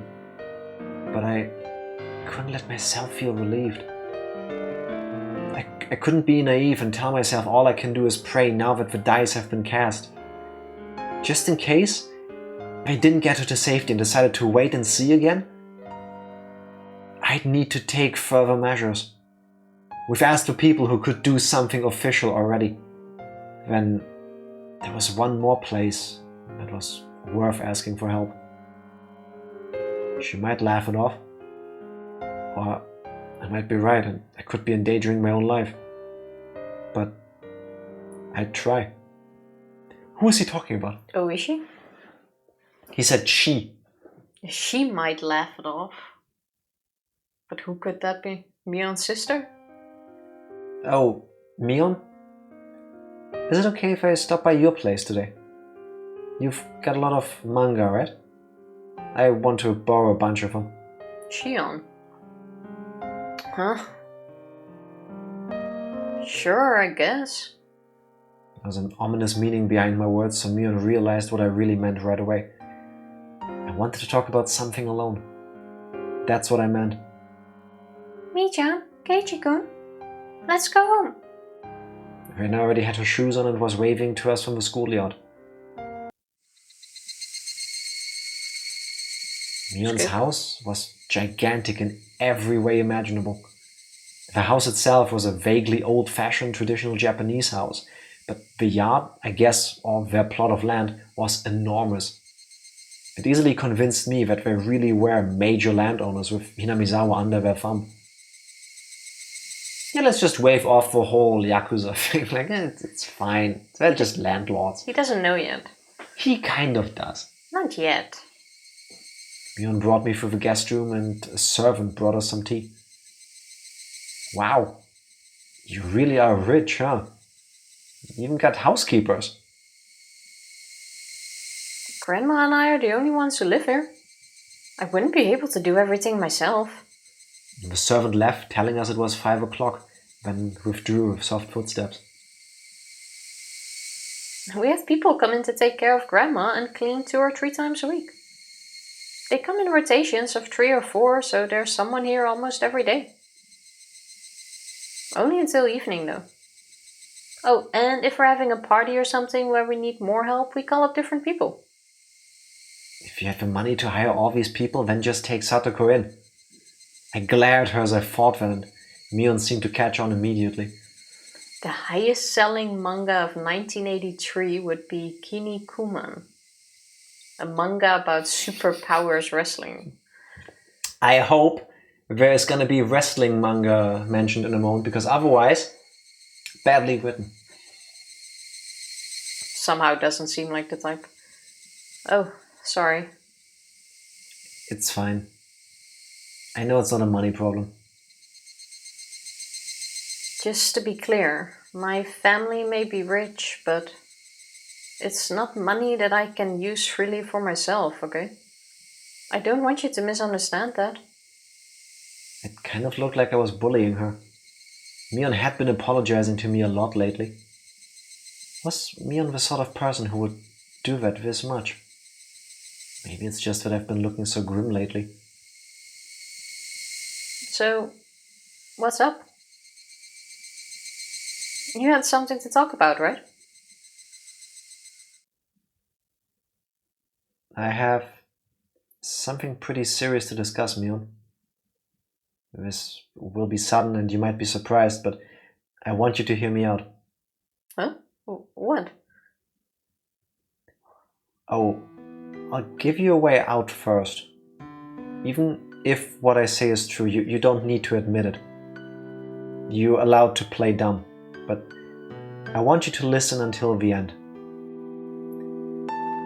I have something to say to the next leader of what's still the most important of the 3 families of Onigafuchi village, Mion Sonozaki. At first, Mion looked like she had no idea what I was saying, but at hearing the whole sentence and putting it together, she reacted. Where did you hear that? It doesn't really matter. I definitely couldn't tell her who told me. Takano-san, you told me not to, but please forgive me. This was why I asked you about it after all. I was surprised just that you'd heard of Onikafuchi village, Keiichi. But you seem to know a lot of things, both true and false, about me too. Yeah. True and false. I really might just have a wrong impression here, but I'm okay with that, so listen. And if it really is true... I don't know what you're getting at, Keiichi, but let me say this beforehand. You've got a big misunderstanding. So if it were possible, I wouldn't want to hear what you're about to say. Because even if you said it, I can't do anything to help you. Still, if talking about it will lighten your burden even a little, I'll listen. I'm only just going to listen. Nothing more will happen. Are you okay with that? Yeah. Mion seemed to know what kind of thing I'd be talking about. She warned me that doing so would be fruitless. That much was obvious. If what I was going to say was true, then the Sonozaki family would be the masterminds behind the string of freak deaths that had been occurring every year in Hinamizawa. You know that stuff about Oyashiro-sama's curse, right? Mion nodded a little. No one knows what it is or why it happens. Even if each incident is solved, no one knows what it is or why it happens. Even if each incident is solved, the string of deaths and accidents as a whole is still a mystery. But there's one thing connecting them all. And that's how the targets are always enemies of the village. It seems like it. Mion spoke as if it didn't relate to her. That was fine. She didn't have to admit it. For now, I just wanted her to stay quiet and listen to me. The day after tomorrow is Watanagashi, isn't it? Has the sacrifice for this year's curse been decided already? Mion didn't answer. Her expression remained the same too. Like she said, she was just quietly listening. Sorry. The promise was that you'd just listen, so it's weird for me to ask a question. Mion gave me a look she'd never given me before. A faraway look, a sympathetic one. She didn't nod, she just smiled faintly and listened to me. If this year's curse isn't going to be on Satoko's uncle, then please change it to him. I mean, last year it was her aunt, right? It's in the right order, so it wouldn't be weird. You're right. It seems like there is an order. I mean, after her aunt died to the curse last year, he abandoned Satoko and fled into the town for a whole year. Why wouldn't a guy like that definitely be the next on Oyashiro-sama's list? Why would a guy like that also come back before the Watanagashi though? It's even weirder. There shouldn't be any issue with choosing him for this year. Hey, I got a candidate. Yeah, and by talking about it, Keiichi is painting a target on himself. don't think so right now. I don't know. I see. If he were to die from the curse this year, no one would see anything unusual about it. I heard that Oyashiro-sama's curse is, well, no matter how I looked at it, I wasn't sure whether I should continue. No matter how I tried, the words wouldn't come out. The string of freak deaths in Hinamizawa? Also called Oyashiro-sama's curse, you're saying they're incidents perpetrated by the village, carried out by the three families at the Sonozaki's instructions, is that it? I wasn't... I don't care one bit whether you have anything to do with it.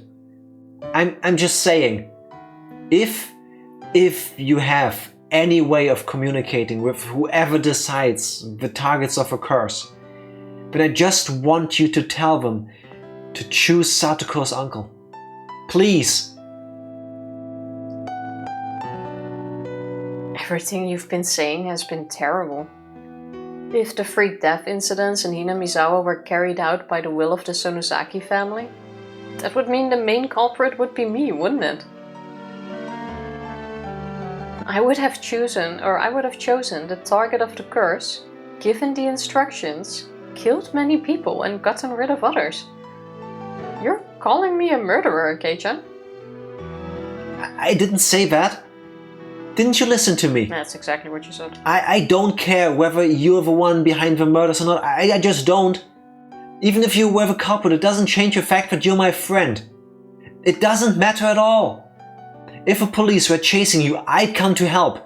I'd make you an alibi and even help you escape. Because we're friends and comrades, aren't we? No, we're best friends. Don't you remember how, like 4 days from now on in a different timeline, you stabbed me under the moonlight and I still called you my best friend? No, I'm telling you, that was Shion. Possibly. But yeah, he thought it was Mion and still called him, yeah. Still called him your best friend. Shmion. I am pretty sure it was Shion. Don't know why, but it was Shion. Mion looked surprised for a while. She was... Sorry. You good, or is the gravity of the situation finally kicking in for you? Dust bunnies. There's no dust bunnies here. There's dust bunnies. And I swallowed one. Welcome to the year 19... Mion looked surprised for a while. She was dumbfounded. Now you're declaring yourself complicit? Keiichi, that's pretty bold of you. Come on, don't interrupt. Satoko's uncle, choose him for... Stop right there, Keiichi. I want to start on dinner soon, so I'd like to leave things at this. Mion! I then realized that my cheeks were wet with tears. They slid down my chin and fell, drip-drop to the tatami mat. It's like I said at the start. You've got a big misunderstanding. Oyashiro-sama's curse is just that. Even if there were people behind those incidents, they don't have anything to do with the Sonozaki family or me either. Right. I understand that, it's just... It was touching to hear such a desperate plea, Keiichi, but that was all it was. Even if I wanted to help, I can't. You understand that too, right? Yeah. But now I know how you feel so well it hurts. If I really were, like you said, the one controlling the three families and choosing the sacrifices every year, I'd probably grant your wish. Mion? But the reality is different. I'm just Mion Sonozaki. My family may be the subject of all sorts of bad rumors about controlling Hinamizawa from the shadows, but we have nothing to do with the freak death incidents. We may have been a little extreme during the dam war, but that's all. We would never do something so insane as to kill people. Pets, don't say such sad things. Right now at least. I don't care. Why can't you just be nice and lie to me? Don't say such sad things like we're not killing people. Well, in this situation, it's sad. Spoken around the bush like a true politician. Tifa, if you loved me, you would start murdering people. Or you would just say that you killed 5 people already and maybe 5 others that we don't know about. Why didn't you? You know the whole like, would you still love me if I was an earthworm? The question is rather, would I still love you if you wouldn't murder for me? There. I couldn't trust you not to go straight to the police. Kei-chan,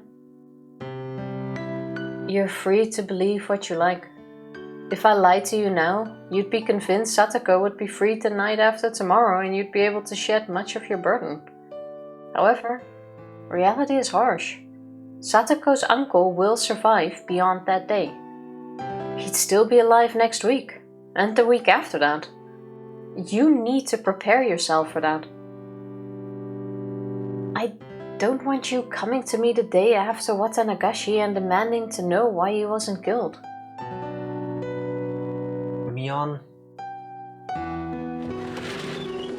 Mion stood up slowly and closed the sliding door to keep out the wind that had grown chilly. Was it Mio-san? Did she give you all those ideas? She really likes to misunderstand things about Hinamizawa. She knows we were at the temple. Well, we can let her have her fun. But I don't really want her influencing you, Kei-chan.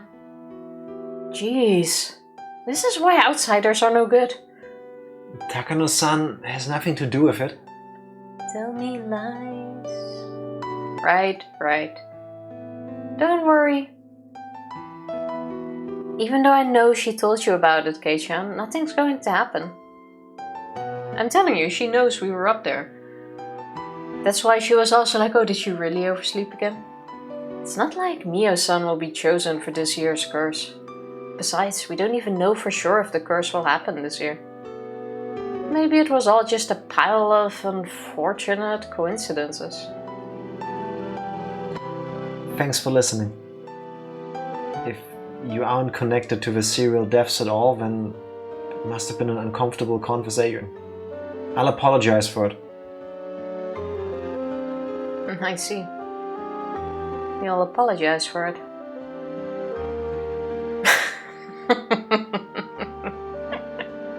So you just walked into, I want to say the lion's den, but the devil's den. You said straight up that you know they are connected to all of this, potentially within hearing range of the servants. No, they already left. Remember, they came, hey, it's 5 o'clock. That doesn't mean they weren't standing around the corner. All he said was they left on quiet steps. So you walk into the headquarters of the evil people and you tell them, I know all about your evilness. Yeah, but he didn't call it evilness. No, but still. I know what you did last summer. Do you have a dance of a devil in the pale moonlight? I feel like that is like the one line that survived that movie. Because that's from the first Batman movie, right? With Jack Nicholson playing the Joker. I couldn't tell you anything else about it. I also didn't like Jack Nicholson as the Joker. Sorry. Well, I think I'm Batman too. Okay, yeah, I mean, wasn't that a thing is that a thing that happened in the movies? Or was that a thing that already happened in the comics? Oh.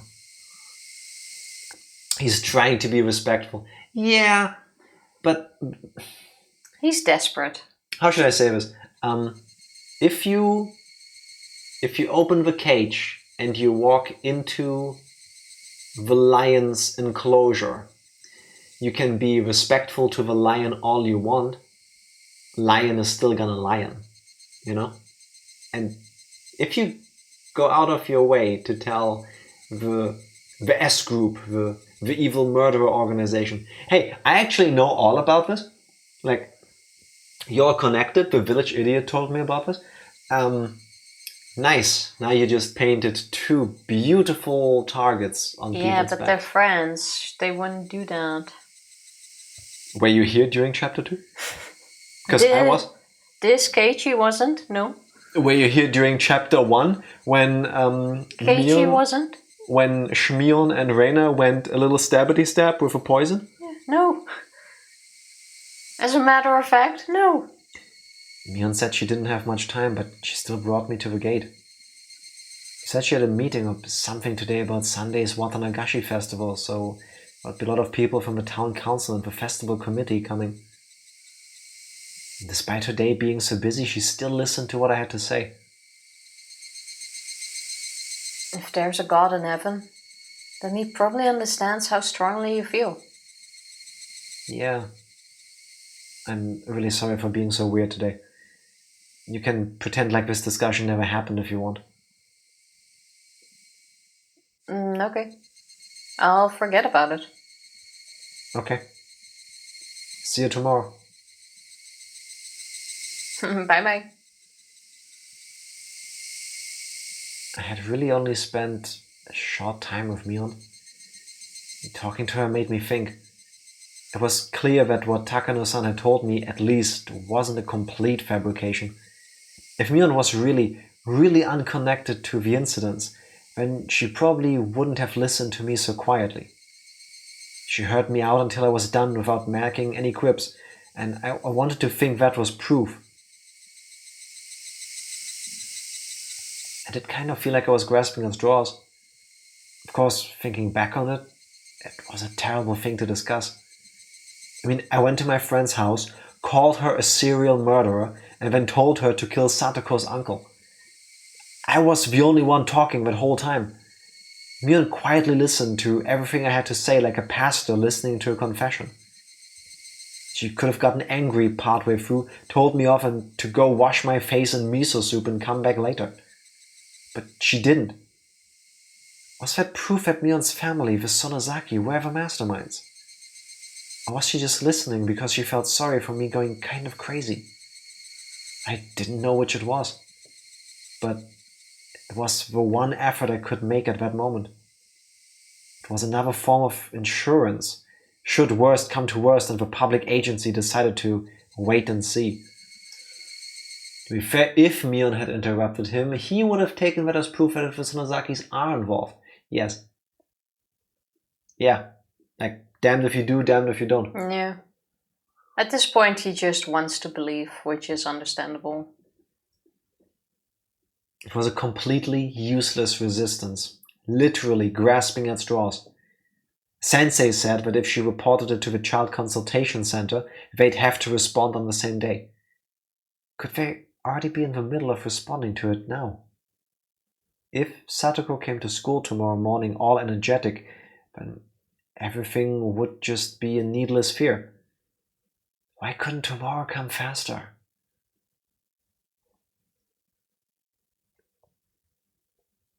Even if they're responding in the way that Keiichi hopes right now, I don't think Satoko would get a lot of sleep.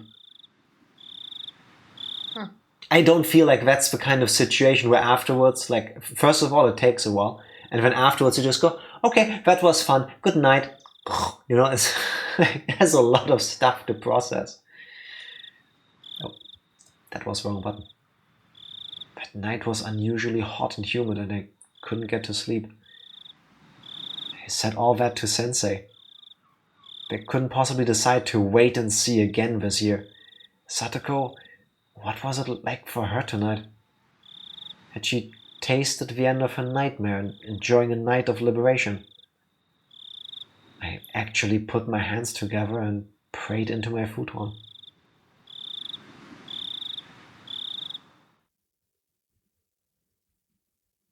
Praying into the futon might actually work given Hinamizawa futon's special abilities. Yeah, but this one won't get sacrificed, so all the negativity will stay up there. I swear, if that is gonna be the hint we missed the entire time. It's the futon's fault. Oh my god. It's because our futon wasn't sacrificed. No, but imagine for a second if the scenes with Keiichi in his room were the ones that affect the story. There's a movie, it's not a spoiler, it's actually part of like the trailer and stuff. I think the movie is called Inkheart with Brendan Fraser. I know that's a book series. Wait, let me quickly Google that because I don't want to lie about Brendan Fraser because I love him. Film.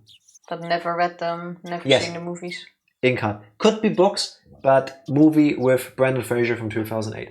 The idea being there's this writer guy and everything he writes comes true. There. That's the outset of a movie. I didn't give anything away. What if all the stuff Keiichi does in his room while being near or on his futon is what influences what happens in the chapter? No, because that wouldn't make sense. Why not? Because a lot of the times he hasn't been on his futon. We don't know that. We do know that.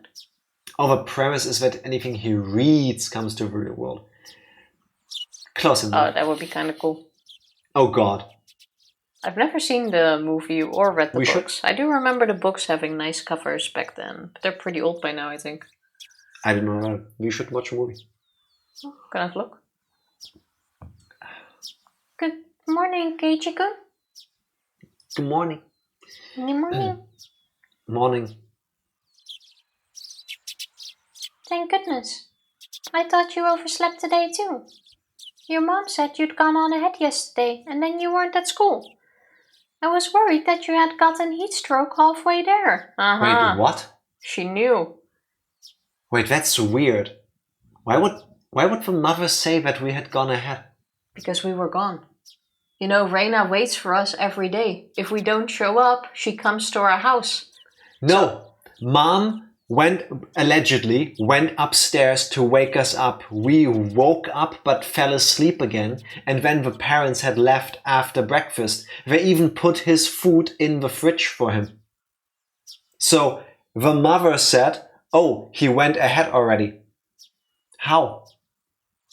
She never saw him leave. Were they not? No. He took his breakfast along as his bento. That's the thing that happened. Are you sure they didn't? Well, I Yes. would think they thought he left already. How would they think that? I don't know. Maybe it's a press 8 thing. Yeah, I'm very sorry for all the worry I caused you yesterday. Oh, we're not even saying that's not correct. Hey, good morning. Mi-chan, good morning. Are you alright? You look really tired. Oh, right. Wasn't there a big business meeting with all the people on the town council yesterday? They only called it that. It was more like a party. We had the festival, or we have the festival every year, right? We wouldn't have any annoying meetups at this point. Are you going to help out with the festival this afternoon then? Yep. I have to do a meet and greet with all sorts of people in Grandma's place. Besides, they already started setting up for the festival. Have to instruct the assassins. Our morning conversation was light-hearted as usual. It looked like Mion had thankfully forgotten about how I'd barged into her house yesterday with that crazy talk. Is that a Japanese thing? That you just assume that if you say, oh, just forget about it, people actually forget about it? Because not ever once in my life, if somebody told me, oh, just forget this happened, did I forget. It's just about how she's acting. The more I think back on it, I felt like I'd really said something terrible to her. I was really thoughtless and it wouldn't have been weird if she'd yelled at me. It was highly possible Takano-san had exaggerated her story. To think that our comrade and friend Mion The young leader of the Sonozakis, one of the three families effectively controlling Hinamizawa, was pulling the strings behind the serial death incidents. Was a little unbelievable. Okay, can we have that line again? Our comrade and friend, the young leader of the Sonozakis, one of the three families controlling Hinamizawa, pulling the strings. Unbelievable. I was gonna say, do you listen to yourself? But it's your thoughts. Like, do you like? It's the time and age where you think like, world leaders don't do this. Yeah, but if there was even a 1% chance that it was true, then what I said yesterday to Mion might have been a success. Yes, it was no more than 1 in 100. But that little bit of effort might have brought the chances of saving Satoko up by even a tiny bit. At least I'd made that effort. After yesterday ended, I was sure I'd done everything I possibly could. If there was something else I could do, it was probably just to clap my hands and pray that Satoko's uncle would be killed by the curse. I hope Satoko makes it today. Me too. Sensei is doing things for her, right? I'm sure it will be fine. My aunt is a welfare agent in the Hinamizawa district. I gave her a call last night. Huh? I didn't know your aunt was a welfare officer. What happened? Did you tell her about Satoko-chan? She couldn't have called before. This is weird, no? That this only comes out now? Yep. Chie-sensei called the Child Consolation Center right after we talked to her. You keep saying child consolation. Oh, child consultation, yeah. I mean, they should console the child. It sounds like the same. A child welfare officer apparently visited before the night was over. My aunt said that they were going to pay visits at regular intervals from now on.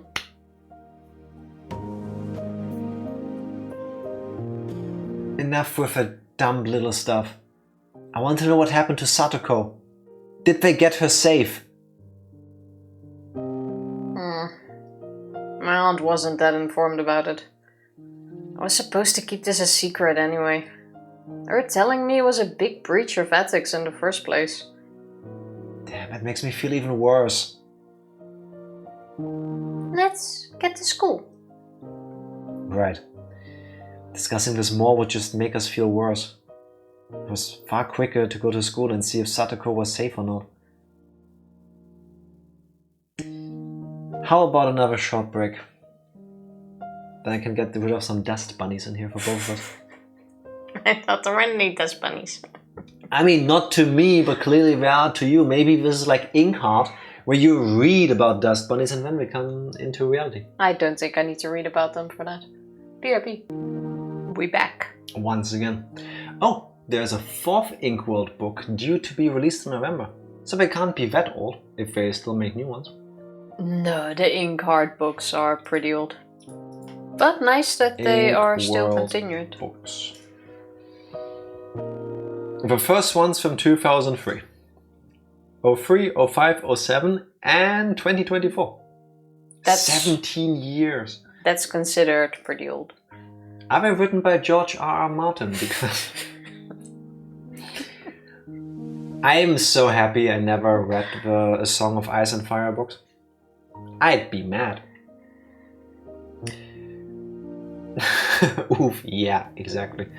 It's never gonna happen. In I don't know how many years we're gonna get a ghostwriter. Yeah, after his death. After his death. Like, and even then he might even have it written in his will that no one is allowed to ghostwrite his books. Then there'll be fans writing it.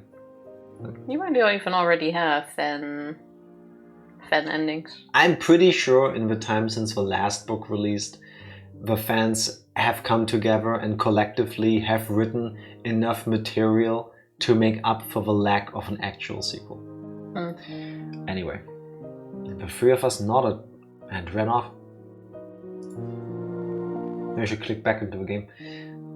Was Satoko safe? What measures had the Child Consultation Center taken?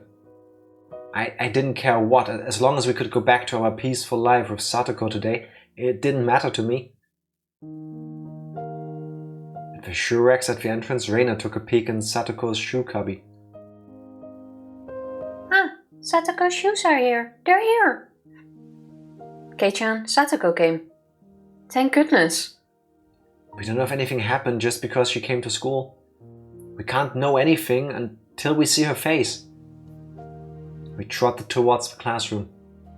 The classroom was lively as it usually was in the morning. Satoko! Where are you? Meep. She's right here. It's too early in the morning to be so loud. Would you please keep it down a bit? I've missed that voice. Satoko-chan, are you okay? All of our friends crowded around Satoko excitedly. A probation officer came, right? How did it go? Who was it that called them? I swear, it was quite a mess, you know. It was the teacher. You were absent for so long. Of course she was worried. Satoko said, I told you I'm fine. Under her breath. She was still trying to overcome all the suffering on her own. It was a big brother to both me and my uncle. That person just barged in on us suddenly. Jeez. Oh, bother. Did I say brother? You said it and I looked at the screen and I read it was a big brother and I'm like, what the? It was a big bother to her and the uncle. Can you give us that line again because I feel like it's important? It was a big bother to both me and my uncle. That person just barged in on us suddenly. Jeez. Yes. Everyone was worried about you, Satoko. Don't say it was a bother. Ah, jeez. Anyway, what happened? Nothing happened. My cold got better, so I came back to school. That's all. I can't take too much time off from now on, because then you'll all worry about me. What was Satoko saying? What happened to, well, your uncle? Oh, he admitted there were some misunderstandings and we both apologized.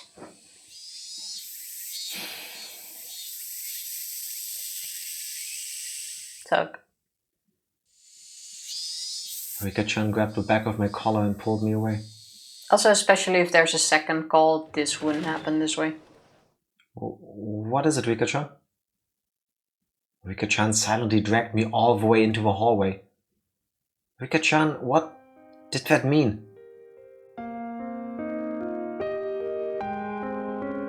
Satoko said nothing was happening and chased him away. That idiot! But why? No, somewhere in my mind, I thought it might turn out like this. Satoko didn't ask for anyone's help. She didn't hide behind anyone. She was trying to write out this pain. She wanted to show Satoshi proof that if he came back to them, she wouldn't need to hide behind him anymore. But Coach said probation officers can bring her to safety in an emergency, even if it's against her wishes. However much Satoko denies the abuse, it's a fact. Chie-sensei finally came. Her expression was far from cheerful. Yes, you're right, Maebara-kun. If the child welfare officer determines that it's an emergency, they have the right to immediately take them to safety, regardless of the affected party's intent. Then why?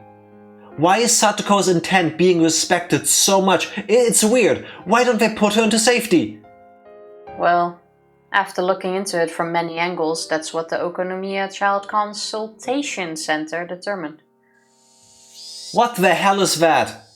Sensei, didn't you say it was going to be alright since you definitely save her? What's the meaning of this? This doesn't make any sense. Answer me, damn it! Keiichi? This is actually the third time someone has reported Satoko's child abuse. It happened twice in the past too. Furude-san. Sensei tried to stop her, but Rika-chan went on speaking anyway. Twice before! I heard we decided to wait and see after reporting it the winter before last, but it happened before then too. Satoko's father, who died, wasn't her real father. What? Rika-chan, that's... what? Plot twist. I'm stunned at the sudden revelation. I had no idea what Rika-chan wanted to tell me, but it seemed really important, so I couldn't get a word in either. Satoko's mother remarried. She brought Satoko and Satoshi with her, so they weren't related by blood to their father. Satoshi was a good kid, one who listened politely to what adults told him. He was immediately welcomed by the new father and was loved. But Satoko was different. She was rebellious, she told lies, she played pranks. Her stepfather didn't like her at all. What? So, what do you mean? Even before she was given to their uncle and his wife, Satoko didn't have a very good relationship with her family. Of course, her stepfather didn't have any malicious intent at the start. At first, he must have worked hard to get his new daughter to accept him. But the young Satoko didn't make any effort at all towards that end. She was distant towards her stepfather and never opened her heart to him even a little. She just got on his nerves all the time with seemingly forced lies and pranks. Her father's discipline and punishment must have been loving at first, of course, but that too faded quickly. I don't know because I wasn't in Hinamizawa at the time, but I learned this on the phone yesterday. What story did you hear, Sensei? That Satoko-chan wanted to trick her parents, especially her stepfather, so she made up a false story and phoned the child consultation center herself. She made up a story about hurting herself. Satoko made a fake phone call to try to get rid of the father she hated.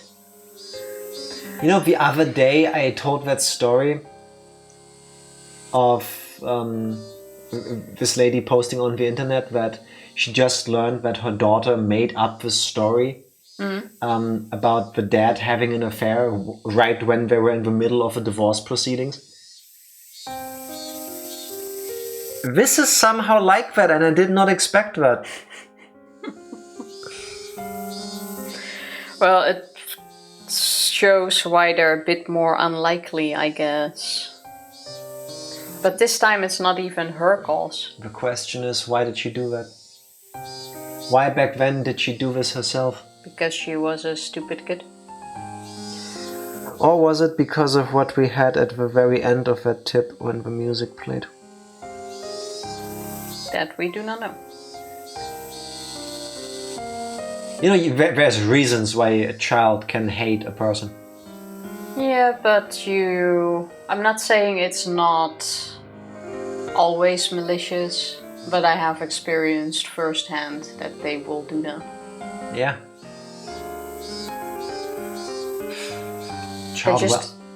They just don't understand the consequences of what happens when they do that. Yeah, I mean, kids are kids. Yeah. Child welfare officers rushed there and heard the story. My father genuinely apologized for a few times when he had gone too far and agreed to let the child welfare center give him a coaching. Related agencies looked into it quite a bit. They determined that Satoko-chan and her stepfather's hearts not being quite matched up was the cause of the incident. But they found another problem above that with Satoko-chan. A problem with Satoko? What was it?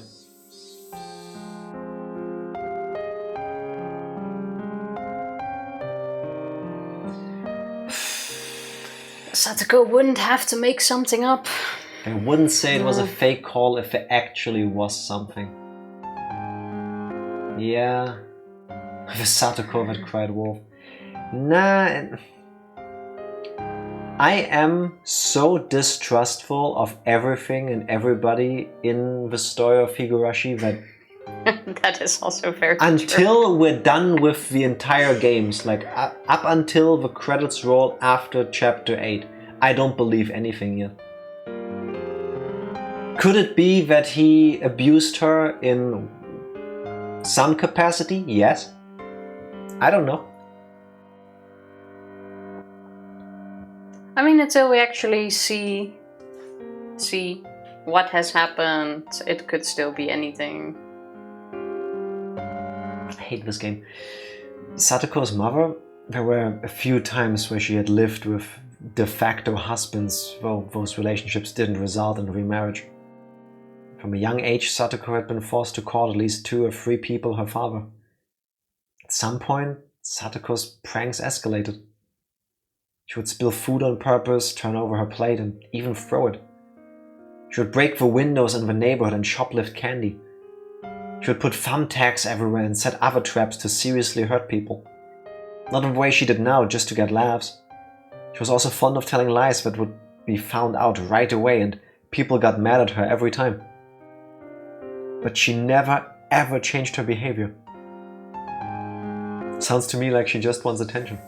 The rebellious. Yeah, like if you Shout can't get attention the way you want, you do something that you know will get you attention. Even if it's negative attention, any is better than none. You know what I mean? Yeah.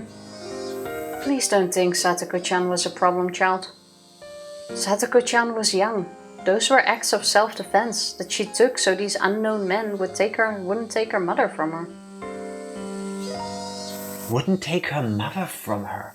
Yeah, she started acting like that when her mother was dating other men.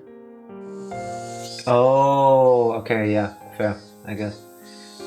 In regards to Satoko's problematic behavior, child psychology experts from public institutions indicated her actions were to draw her mother's attention to herself. They acknowledged that she had a form of harmful emotional trauma and declared that she needed counseling and therapy from professionals. They didn't know whether that therapy had healed the wounds in her heart. Satoko-chan purposely hurt herself and told him she was being abused by her stepfather in an attempt to chase him out. But in the end, her stepfather did abuse her, right? No. All of the abuse had been made up by Satoko-chan. Also, I find it quite bad that we're even discussing this with another 8-year-old and us about Satoko. Yeah, I mean, the situation is so completely fucked up. I don't think it's gonna get much worse, because how? I mean, there's plenty of ways it can get worse, don't get me wrong, but I'm thinking, having this conversation here right now, that's not gonna be the straw that breaks the camel's back, right?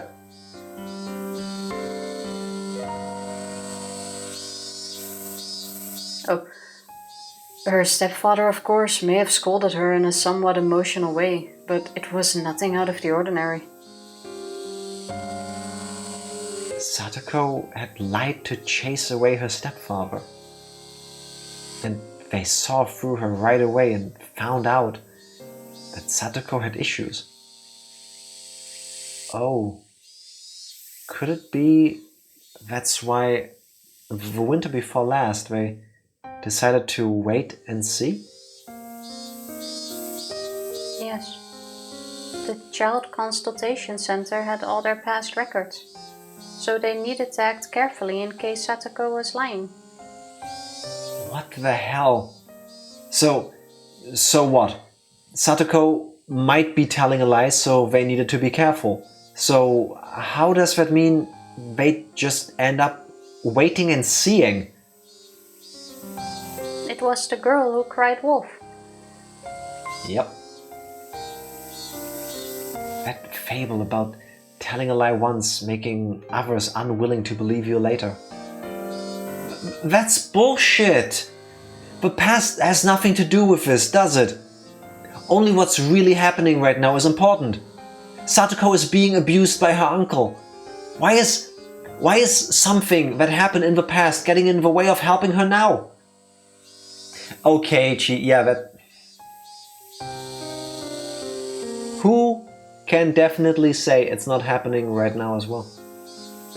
Yeah, that's the point of contact. Exactly. Neither Sensei nor Rika-chan had anything to say to that. Anyway, yesterday a probation officer visited to carefully determine what was going on.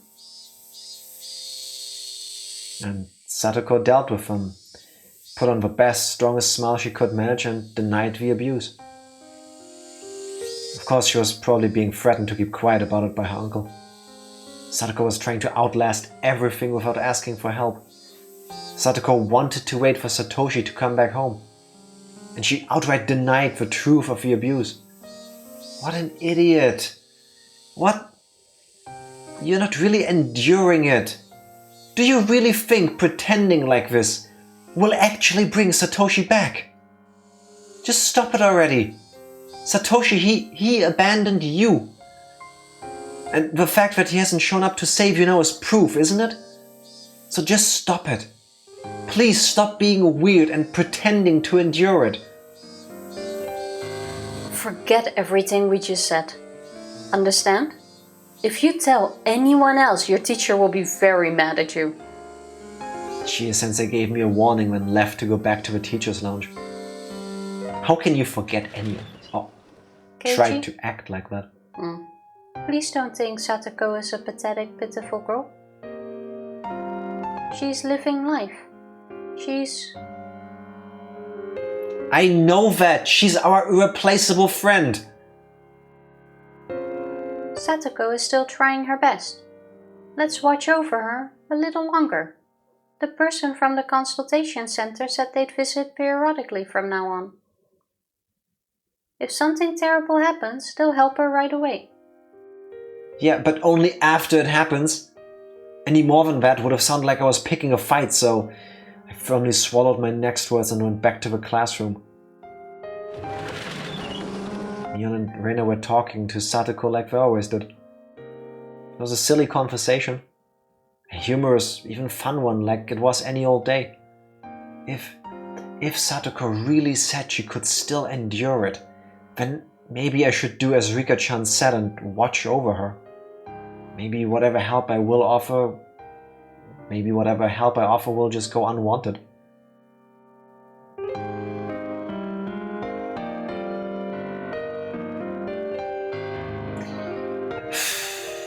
I hate all of this.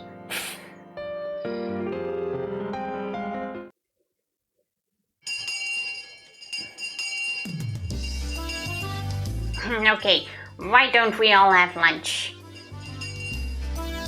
Meep. It's been a while since it's been all 5 of us. This really is how it has to be. Stop scratching yourself so loudly. Here, here. Come on, you too, Kei-chan. Bring your desk over. The gods help those who help themselves. Aesop. Yeah, but I hate that new plot twist because ultimately I feel like I know even less. Where the original or where the previous 2 cases of calling child services actually her doing these things to herself? Or did the parents, her guardians, just get away with it? You know? I think we're skipping over something important though. Who was her real father? Because the one who died wasn't her actual father. Exactly. I think that's something that was lost in this whole thing. Who's her actual father? Who is Satoko's biological father? And maybe that's the reason why she is considered cursed.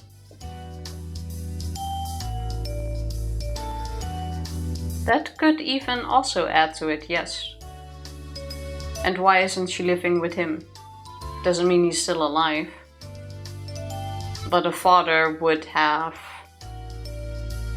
the higher rights of guardianship than an uncle. Yeah, it's like a line of succession and royalty. Like,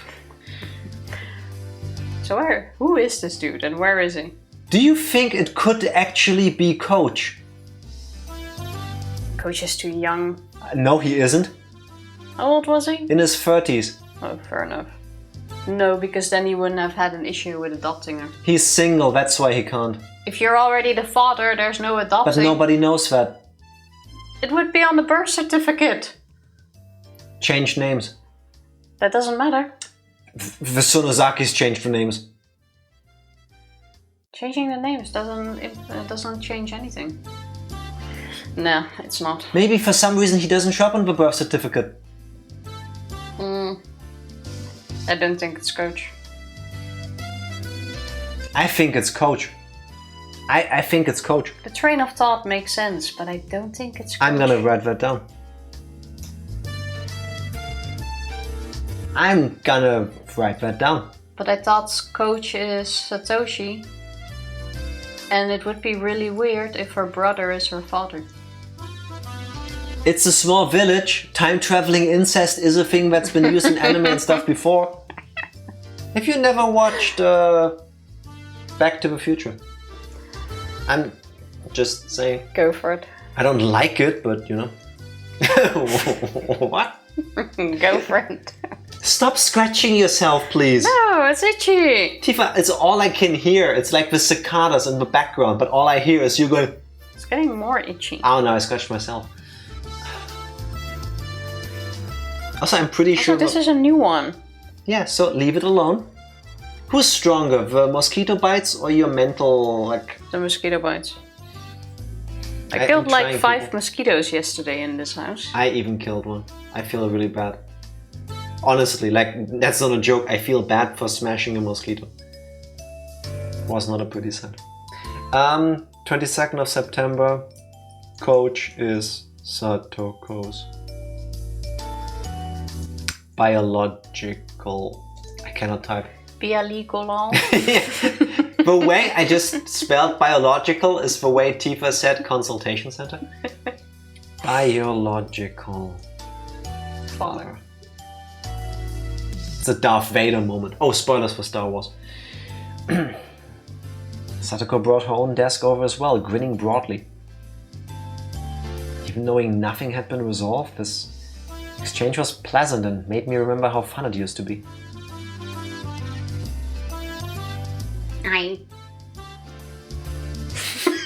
Yes, I'm judging you for scratching yourself. I can't have Rika. No. Let's get the laughter out of you first. Have you considered washing yourself? You know what will make me feel better if I punch you with all 5 fingers in your face? If you do it on the arm, I'll let you do it. I can't have Rika making a bento for me forever. Yes, you can. I don't mind. I have fun making your bento. Rika-chan's such a good girl.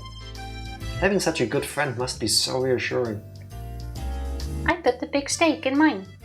And the burnt one in Satoko's. So if it was just Satoko, it would be so sad. So very sad. Mika? I take it back. Well, she's Rika-chan after all. Hey, come on, look. I've got omelette rice today. Mushrooms and stuff are delicious. Delicious. Omuraisu? Omelette rice? We haven't had that in a while. That's Should true. do that again. I say it every time, but your craftsmanship is splendid. You could become a wife whenever and not have a problem. Wife? A wife? Eating a wife? What? No, we're not eating the wife. What? Wait, what? I'm not sure how that... Where does the eating a wife come from? I feel like I need an explanation right now. I think the eating was a separate word, and then the like more shock daydreaming, and then a wife after, and it just turned out like that. I also have 2 on my fingers. Yeah, because you keep doing that to yourself. Using the word wife is totally forbidden around Reina. Please don't say it again. I'll think about what I've done. A little. Do you want to be my wife? Yes. That took too long. I feel like... I thought that was a weird question considering we're technically engaged. Yeah, it's true. That was kind of the point. I love the technically engaged, like... Yeah. I mean, how long? 2 years. You've been engaged for 2 years. Did you just fucking propose? 2 years, he says. No. We've been engaged since pre-pandemic. No, that was during the pandemic. That was during the pandemic, Tifa. It's been 2 years. It has not. Where's my phone? My Tifa, mom sent me the reminder of when it happened. August 2022. That was not 2 years. Yes, it was. It was absolutely not. Then it's 3 years, when it was August 2021. But it was August, early August, because I've saved the date. I think it was the 11th or the 13th. August could absolutely be. Yeah, because that happened in the Netherlands, and I was wondering why back in Germany we had the mask mandates, and over in the Netherlands people weren't really wearing them. I mean, it was not 2 years, so I'm gonna check that. Yes. And no, Psycho, I've proposed to Tifa over 10 years ago. It just took her a while to actually get around to, giving me an answer. Over 10 years ago? Yes. I'd say more like 8 or 9. No, Tifa. Were we that shortly together? Yes. When you asked me next to that trash? That still remains funny.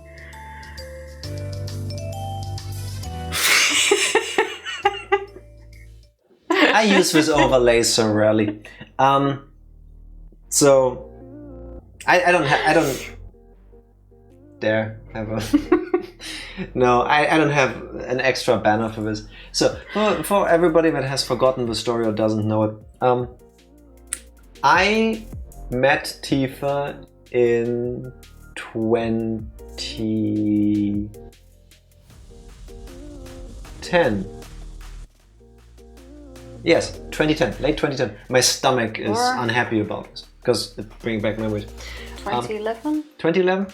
No, 2010. We met in 2010. Could be, yeah. And then in May 2011, we became a couple.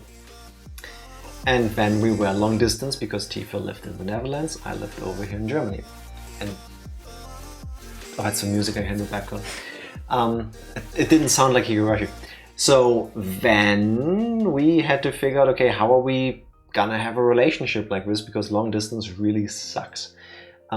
Eventually Tifa agreed to coming over to take a German course and look for jobs over here. She took a German course. Then I asked my family to, as a Christmas gift to me, instead of giving me something dumb that I don't need, that we all throw some money together to give Tifa an extension to her German course.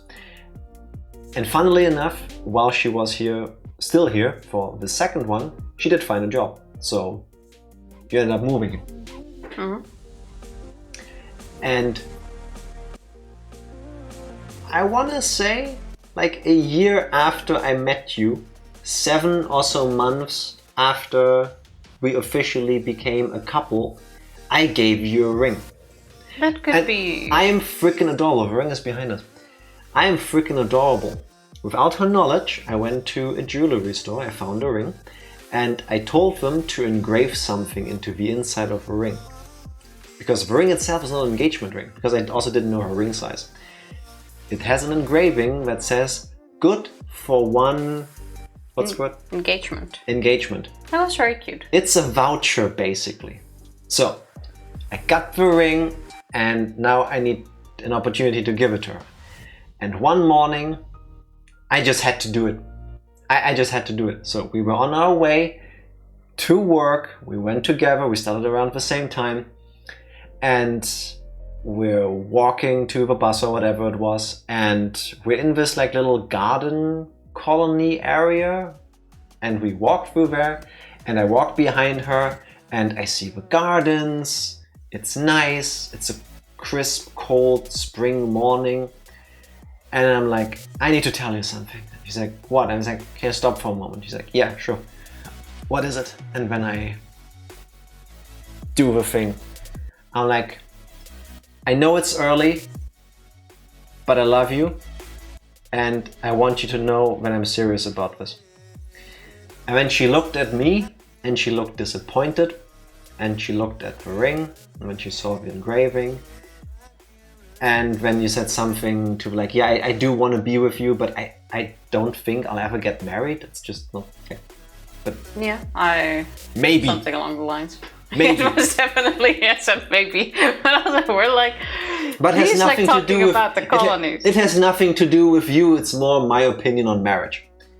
Okay, cool. So I gave it to her. Like we're standing there. But he's talking about the garden colonies and all of that. And yes, they were there. That was my perspective. But we're standing at the point where we're surrounded by 6 giant-ass containers filled with trash, overspilling, it being stinky, and there's flies everywhere. That's her perspective.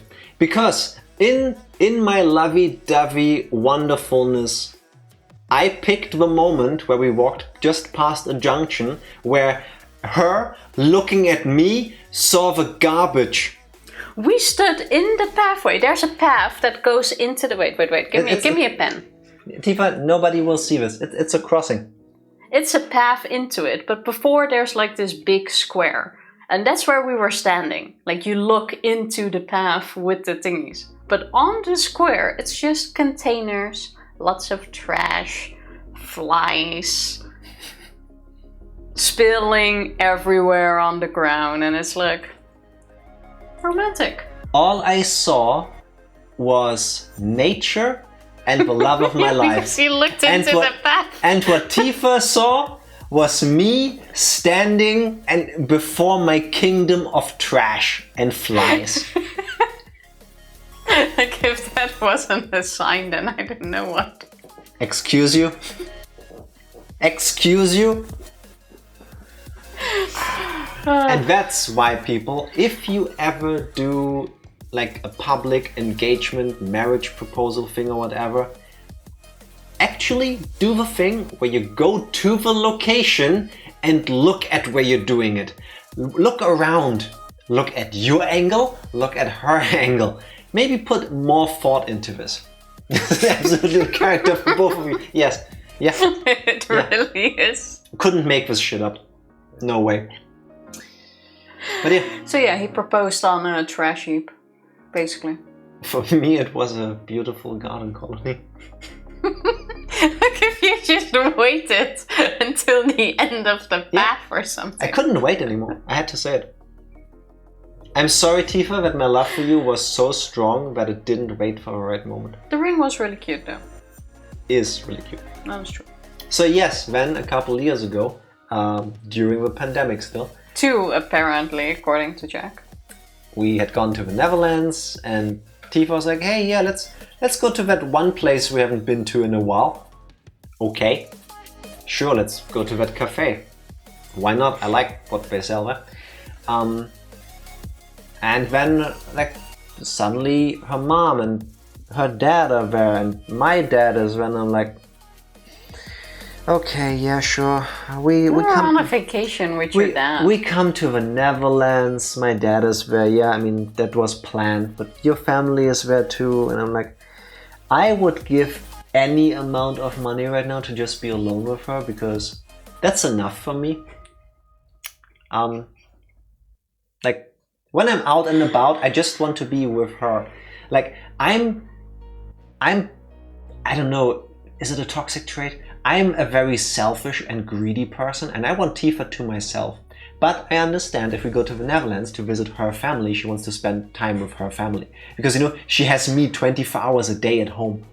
she doesn't have the same luxury with her family. I get that on an objective level, but I still would prefer it otherwise. I'm that bad. But then we're all there, when they bring the food, and then suddenly Tifa gives me a card and this 3D printed... Don't you have the card there too? No, it's in the living room. Oh. This 3D printed Pokeball. And it actually has the ring in it. And she gives this to me, and the card says, "I choose you." It has a ditto on it. And I'm looking at it, I'm like, that's a really cute card. And I look at the thing, I'm like, oh, that's a cool Pokeball. He took the ring, and he's like, what do I do with this? She gave the ring back to me. You told me it's a voucher, so I gave the ring back. It even says good for one engagement.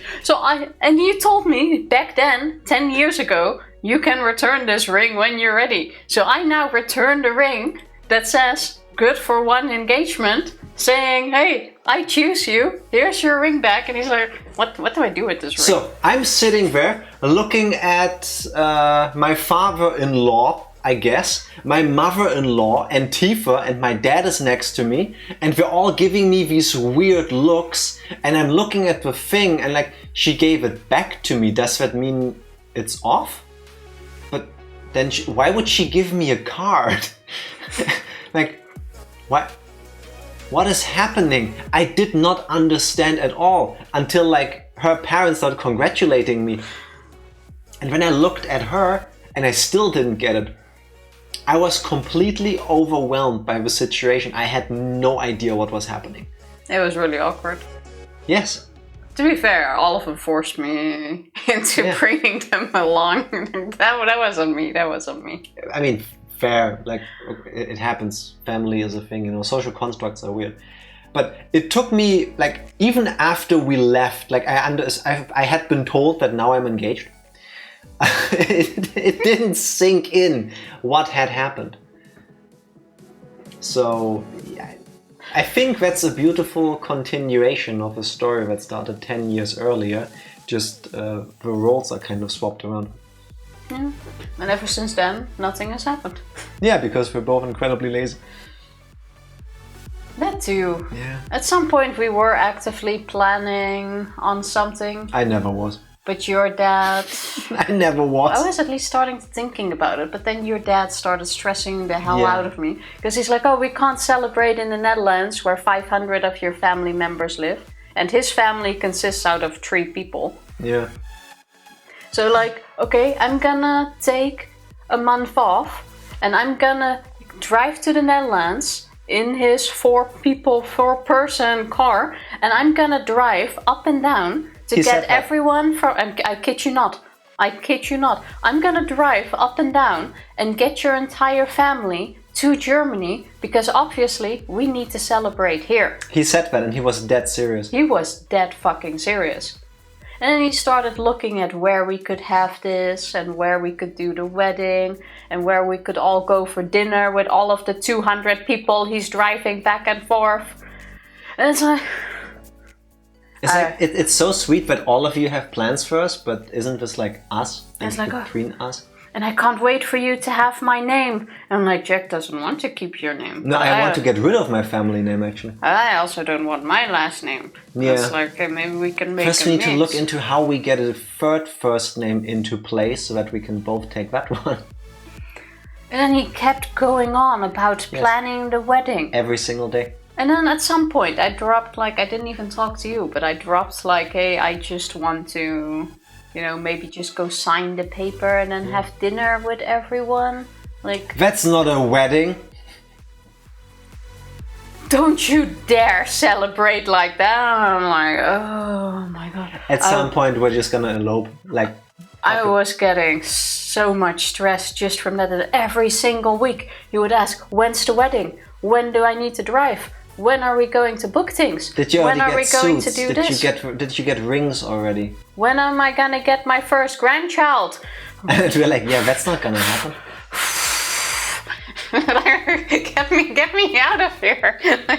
Well, what the fuck is going on in life? I can tell you that. It's all of those stories where you read that families very much put their expectations of what you should be doing with your life on you. And they just unload everything at once. And that doesn't really work for us. None of that is gonna happen. It just won't. Because, no. I do remember being very happy with your grandmother, because then I once again made the, like, I've been trying to push towards the we won't really celebrate big sort of thing, and then your grandmother was like, oh, I eloped with your grandfather. Your grandfather, and it was really nice. We just had something small, we told everyone after, had a little party, that was it. Then we went on a vacation for a week, camping, and then we came back, and then we were married. So yeah, that sounds nice. No, that was nice. And I still remember your dad as well. Like, that's not how you celebrate. That's not how you get married. That's not how you do this. And then sure, dad who's divorced. Then it got into dad. Tell me more, because you're so great at this. And after a few months of nothing really happening and me playing out, starting to ignore him, after he started to ask me questions about the wedding, the subject kind of died out. Died. Yeah. This is how you deal with these issues in my family. You just don't talk about them for a year, and then eventually people will forget. And ever since then, we never really made any next step towards getting married. I mean, ultimately for us, either way, nothing changes. Like, I never understood the people who are like, oh my god, I got married and now everything is different. Like, if you marry early on in a relationship, maybe, but like, we've been together for 13 years. I don't think whether we suddenly start wearing rings or got a marriage certificate, anything's gonna change. Like, well, no, the only advantage I see... Taxes, but apparently that's not too high either, so it's not even that I'm in a rush to get married. Just we get an extra vacation day. True, we get a day off and I get $100 from work. I don't get money, I just get the vacation day. Well, I get $100 and a day off. See, but the only thing that I think would be handy is, like, if something were to happen to one of us, at least you have a bit more rights when it comes to visitation, information, decisions, all of that stuff. And that's the only advantage I really see. It might look like we're trying to barter like cows and sheep here, but the thing is, between us, nothing changes. Like, nothing changes. I can't love her more than I love her. Like, you know? Like, a ring doesn't change that. It doesn't multiply it or add to it. At least not to us. Yeah, the marriage is like, getting married is a formality. Deciding to being with somebody for the rest of your life, that's the move. Getting to know somebody and like becoming like a family, living together, that's a move. That's something you do. But the signing a document saying, you're hereby married, yeah, cool. Like, sure, thanks, nice. Till Schweiger made a movie out of your life, it would actually be a nice movie. I don't like Till Schweiger's ability to make movies. So maybe I do take the compliment that even he couldn't ruin it. I don't like him. That would be nice. That would be nice. Then finally I could say I like a single one of his movies. I never seen any of his movies, so I can't say. Even he couldn't ruin. Yeah. Yeah, you didn't miss anything then. No, good. Have you? Are you done derailing the stream now so that we can get back to having lunch with the girls? I would actually say we save at lunch.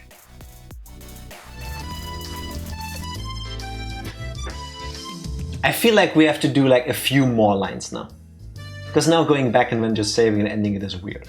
No, it's not. It's only weird because you make it weird. Yeah, just like your proposal. Oh, like your engagement proposal? As if your counter proposal was better. No, it wasn't. Mm-hmm. I worked really hard on the card though. Yes, you did. It was an adorable Ditto card. It still is. Yes, you are adorable. It is adorable. And one day we'll get married and it will be a shit show as well. Might look into it again, but... By the way, what's in your lunch meal? It looks different again today. We're all waiting in anticipation. It's a rich assortment of side dishes left over from what my uncle brought last night. The stew looks really great, huh? The color of the radishes too, really good, right? I hate radishes with a passion. True fact, the other day we went to get some groceries and I saw radishes, like Radieschen is what we call them in German. They're like small and red. And they're slightly like spicy, I guess. They have a heat to them. So I saw them, they were on sale and they looked good. So I bought them. Then we went to the next store where they had them for half a price. They looked way better. But fine, you know, I treated myself. It's cool. We get home, I wash one off, I cut the stem and stuff off and I eat it and it was hollow and rotten. I threw away half of them. I offered to buy a new batch of radishes that actually looked really good. No, the moment is gone. But now he doesn't want them anymore. Yeah, they've been burned. Wow, it looks delicious. Stew tastes best when it's left overnight. This looks like it would be really good. And so there'll be none left for Satoko. I'll eat it all and tell you what I think, so just be quiet and watch. What was that? Hand over my portion too.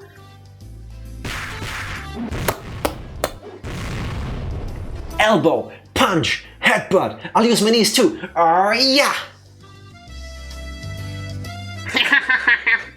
At close range like this, my advantage is unwavering. Keiichi-san, the daikon in your portion tastes really good. Damn it, coming right for me from the start and using a combo attack. How humiliating. This little exchange, how long had it been? Looked like they'd ended up going with a wait-and-see approach, but maybe her uncle had realized he'd gone a little too far and would dial it back now. The treatment improved a little? Would that be a good thing? Satoko was grinning wider than I'd ever seen as she chomped down on her mouthful of the daikon she'd plundered from me. Did it really taste that good? Satoko was somewhat cute like that. And just as I'd done many times, I grabbed her head and started petting it. She looks so sad here. Yeah. Catch. Smack. Flip flop. Clatter. Clatter. Uh-huh. I think she fainted. That's a good point to save. Yeah, the next line is. She definitely fainted. Did you see what she looked like? God. But fine, I'm willing to do this line. I'm willing to do that line. No. Cliffhanger is cliffhanger. She definitely fainted. She looked bad in that shot. She looked bad. Press A. I'm not judging or trusting your press A's anymore. No, I'm on to you. The more you need me to press A, the more this is a cliffhanger that needs to happen. I'm telling you, 100%. She fainted. Yes, she did. That was not oh, look how well she was looking. Colon free, to me, is like one of the cutest ways text can be presented. Like I've seen cats actually like pull that face before and it makes my heart melt. That's... That's the face. Flat pulls too. Look, he's smiling. He's smiling. Look at how happy he is. Look. No. It's his cute face. Dare you say, get that thing away from me. Did you just put him on the ground? Yes. Yes.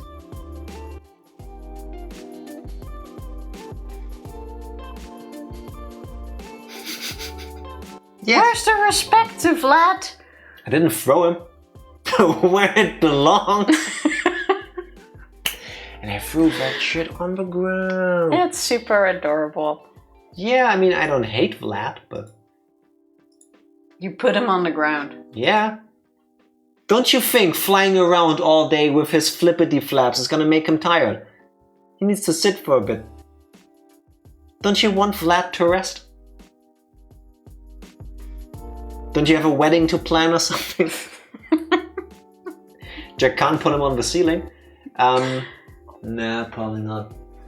Shouldn't put any extra weight on the lights. Well, Bruce has this handy thing growing out of his head. So Bruce actually does hang around, even though it's the wrong way, technically. Look at the wings. Like, this is so cute. And he flies off screen. Whee. You take him. As if I'm gonna lean out of screen from all the way over here. I shall hang Bruce back, where he shall keep us company. No, he's looking at me. And he is looking at the wall. He's actually turning away. Just dangling there. I love bats. I love every kind of bat. So we had Coach is Satoshi. Satoshi killed his aunt. Coach is Satoko's biological father. Coach is Satoshi. Coach is a robot. Coach is a robot. Everybody is a robot. Coach is a government agent spy. Could be. Could be. There's a lot.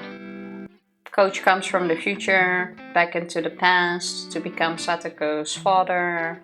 After having been her brother before. After having been her brother. I swear, if I actually go with like morphogenetic field and like time travel, and Satoshi in one timeline left because of abuse, and then slipped into a different timeline, aged up there, and became Irie, and now he wants to adopt Satoko, who is technically his sister.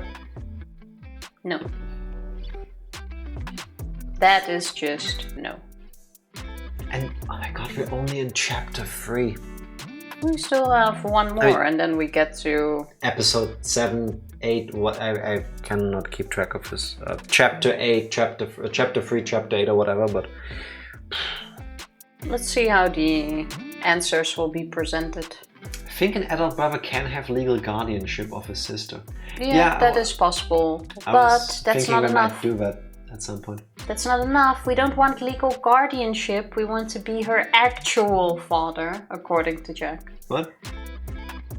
I was happy being the Nini. Just saying. I don't know where all of this is going. Yeah. You know, usually when you play a video game, even if it has like a longer, deeper, complex story, you get some sort of idea where this is all gonna end up. But sweet home Hinamizawa, where your brother is also your dad. Or that, I guess. You know how they say it takes a whole village to raise a child? Yeah, maybe if they're all your dad. Sweet home Hinamizawa. Please don't kill my boyfriend next. Well, where do you think? I have no idea. That's the problem. I do not know where this is going. This whole like over and over witnessing Keiichi going through different situations in these settings is just... I've never read a story like this. I never watched a movie like this. I never played a game like this. Outside of like, you know, the Groundhog Day conundrum. There's a time loop.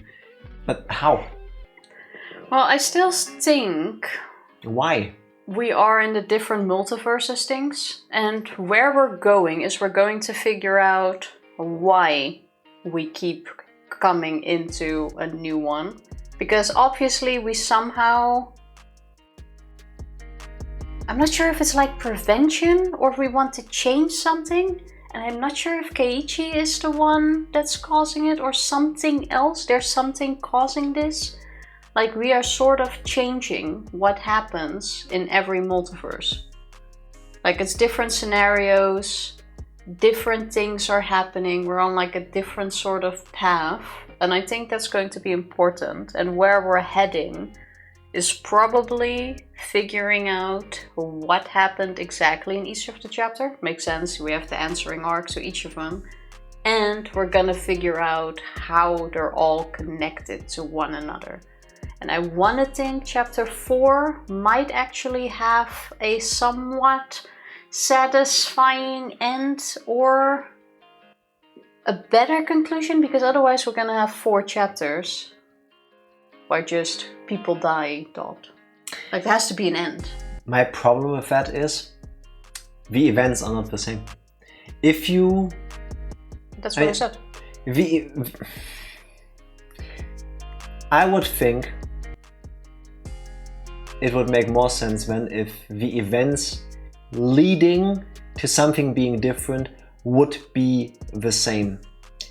But from what we've experienced so far, it seems like random things are different. It's just subtle things in life.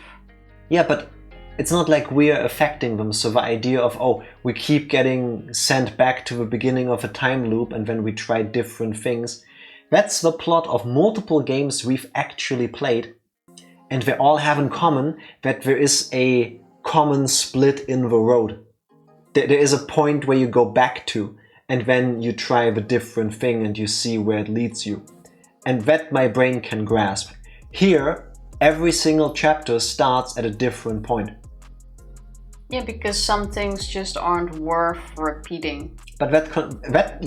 But it's around the same time, and it's around the time of the Watanagashi. Don't forget, there's only like a month in between from chapter 1 when he moves and until the Watanagashi is. Which is why I was going to continue. But if I don't want you if you're playing this as a game, like some of the other games we've played, because I'm not going to say it now because that would be massive spoilers for those games.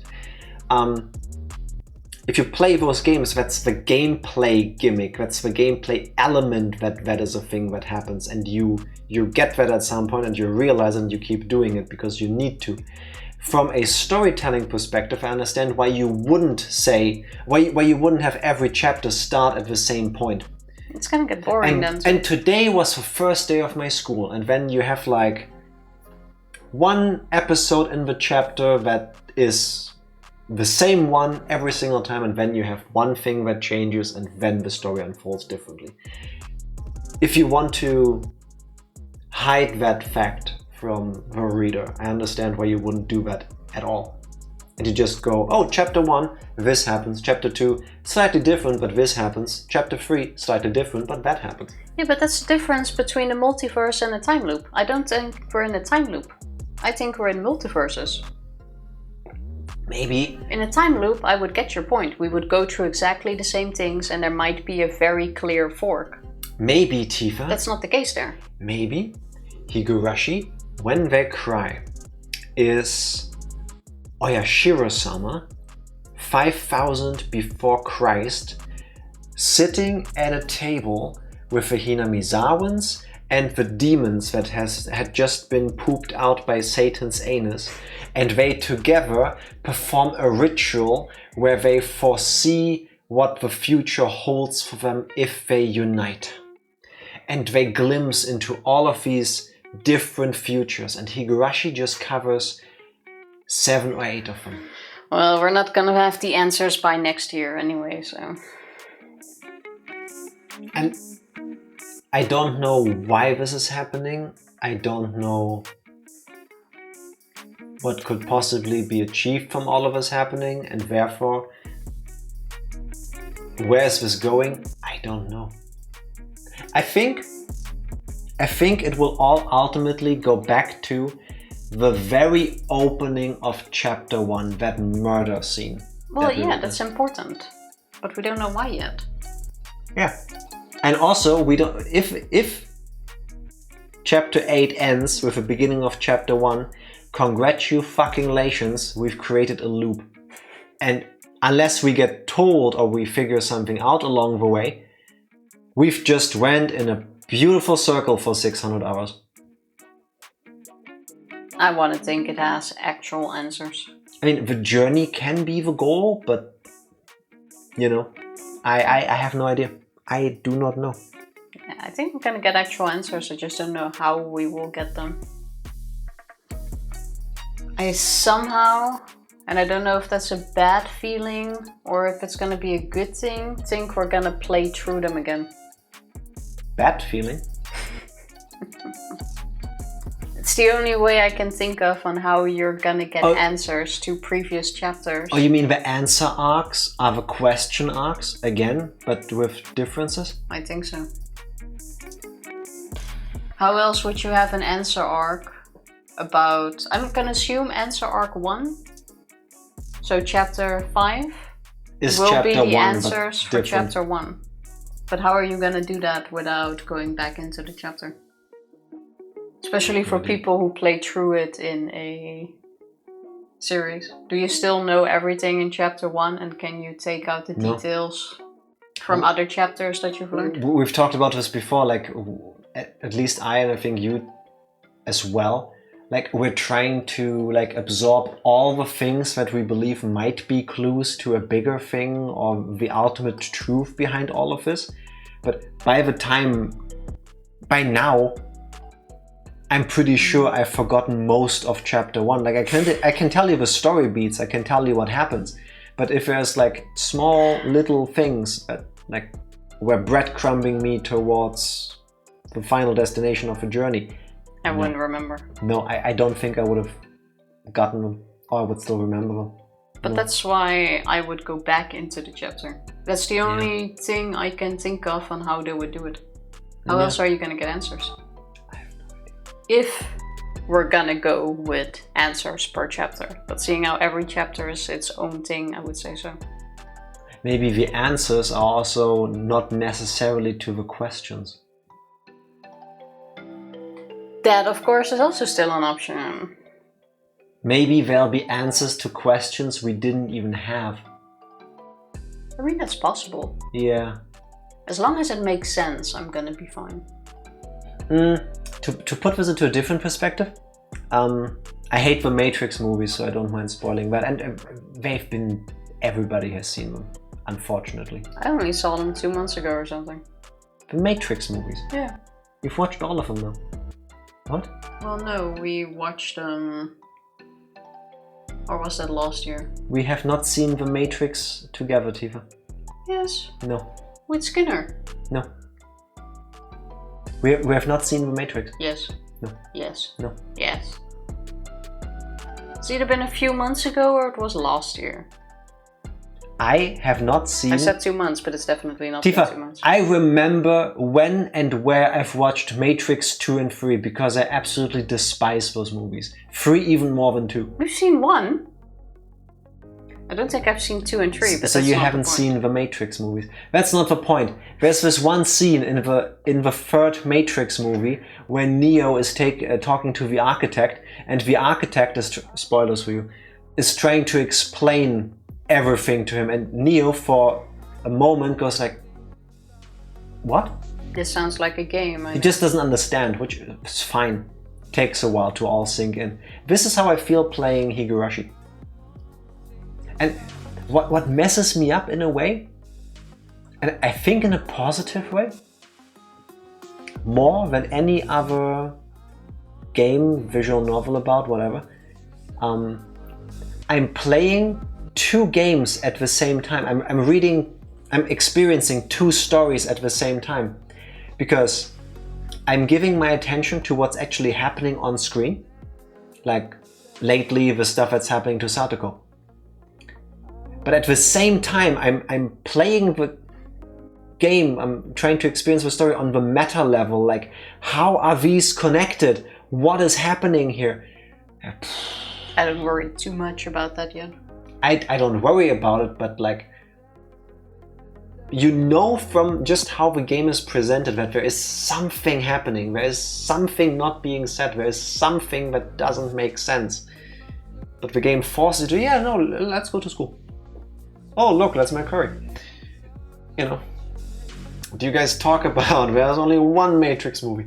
Well, then I've seen them all. Should have only been one. But yeah, it's time to call it a night. We'll not get answers again next week. No, probably not. And you still need to figure out what game you want to play after Yoshi's story. I'll think about it. I've told her earlier this week she needs to come up with something, and I'm posting the schedule tomorrow. Well, I need like a no-brainer. The next month is gonna be extremely hectic. I need something where I don't need to focus too much. That game doesn't exist. I'm sure it does. No, it doesn't. We'll find something. Pokemon. You're a Pokemon. Maybe. Anyway, we'll be back on Tuesday. I'm gonna press the button and Jack can do his end of stream talk. Look, I started dancing already. Thank you everybody for witnessing more Higurashi with us. We'll be back on Tuesday with Yoshi's story. We'll see you then. Bye! Thank you, thank you.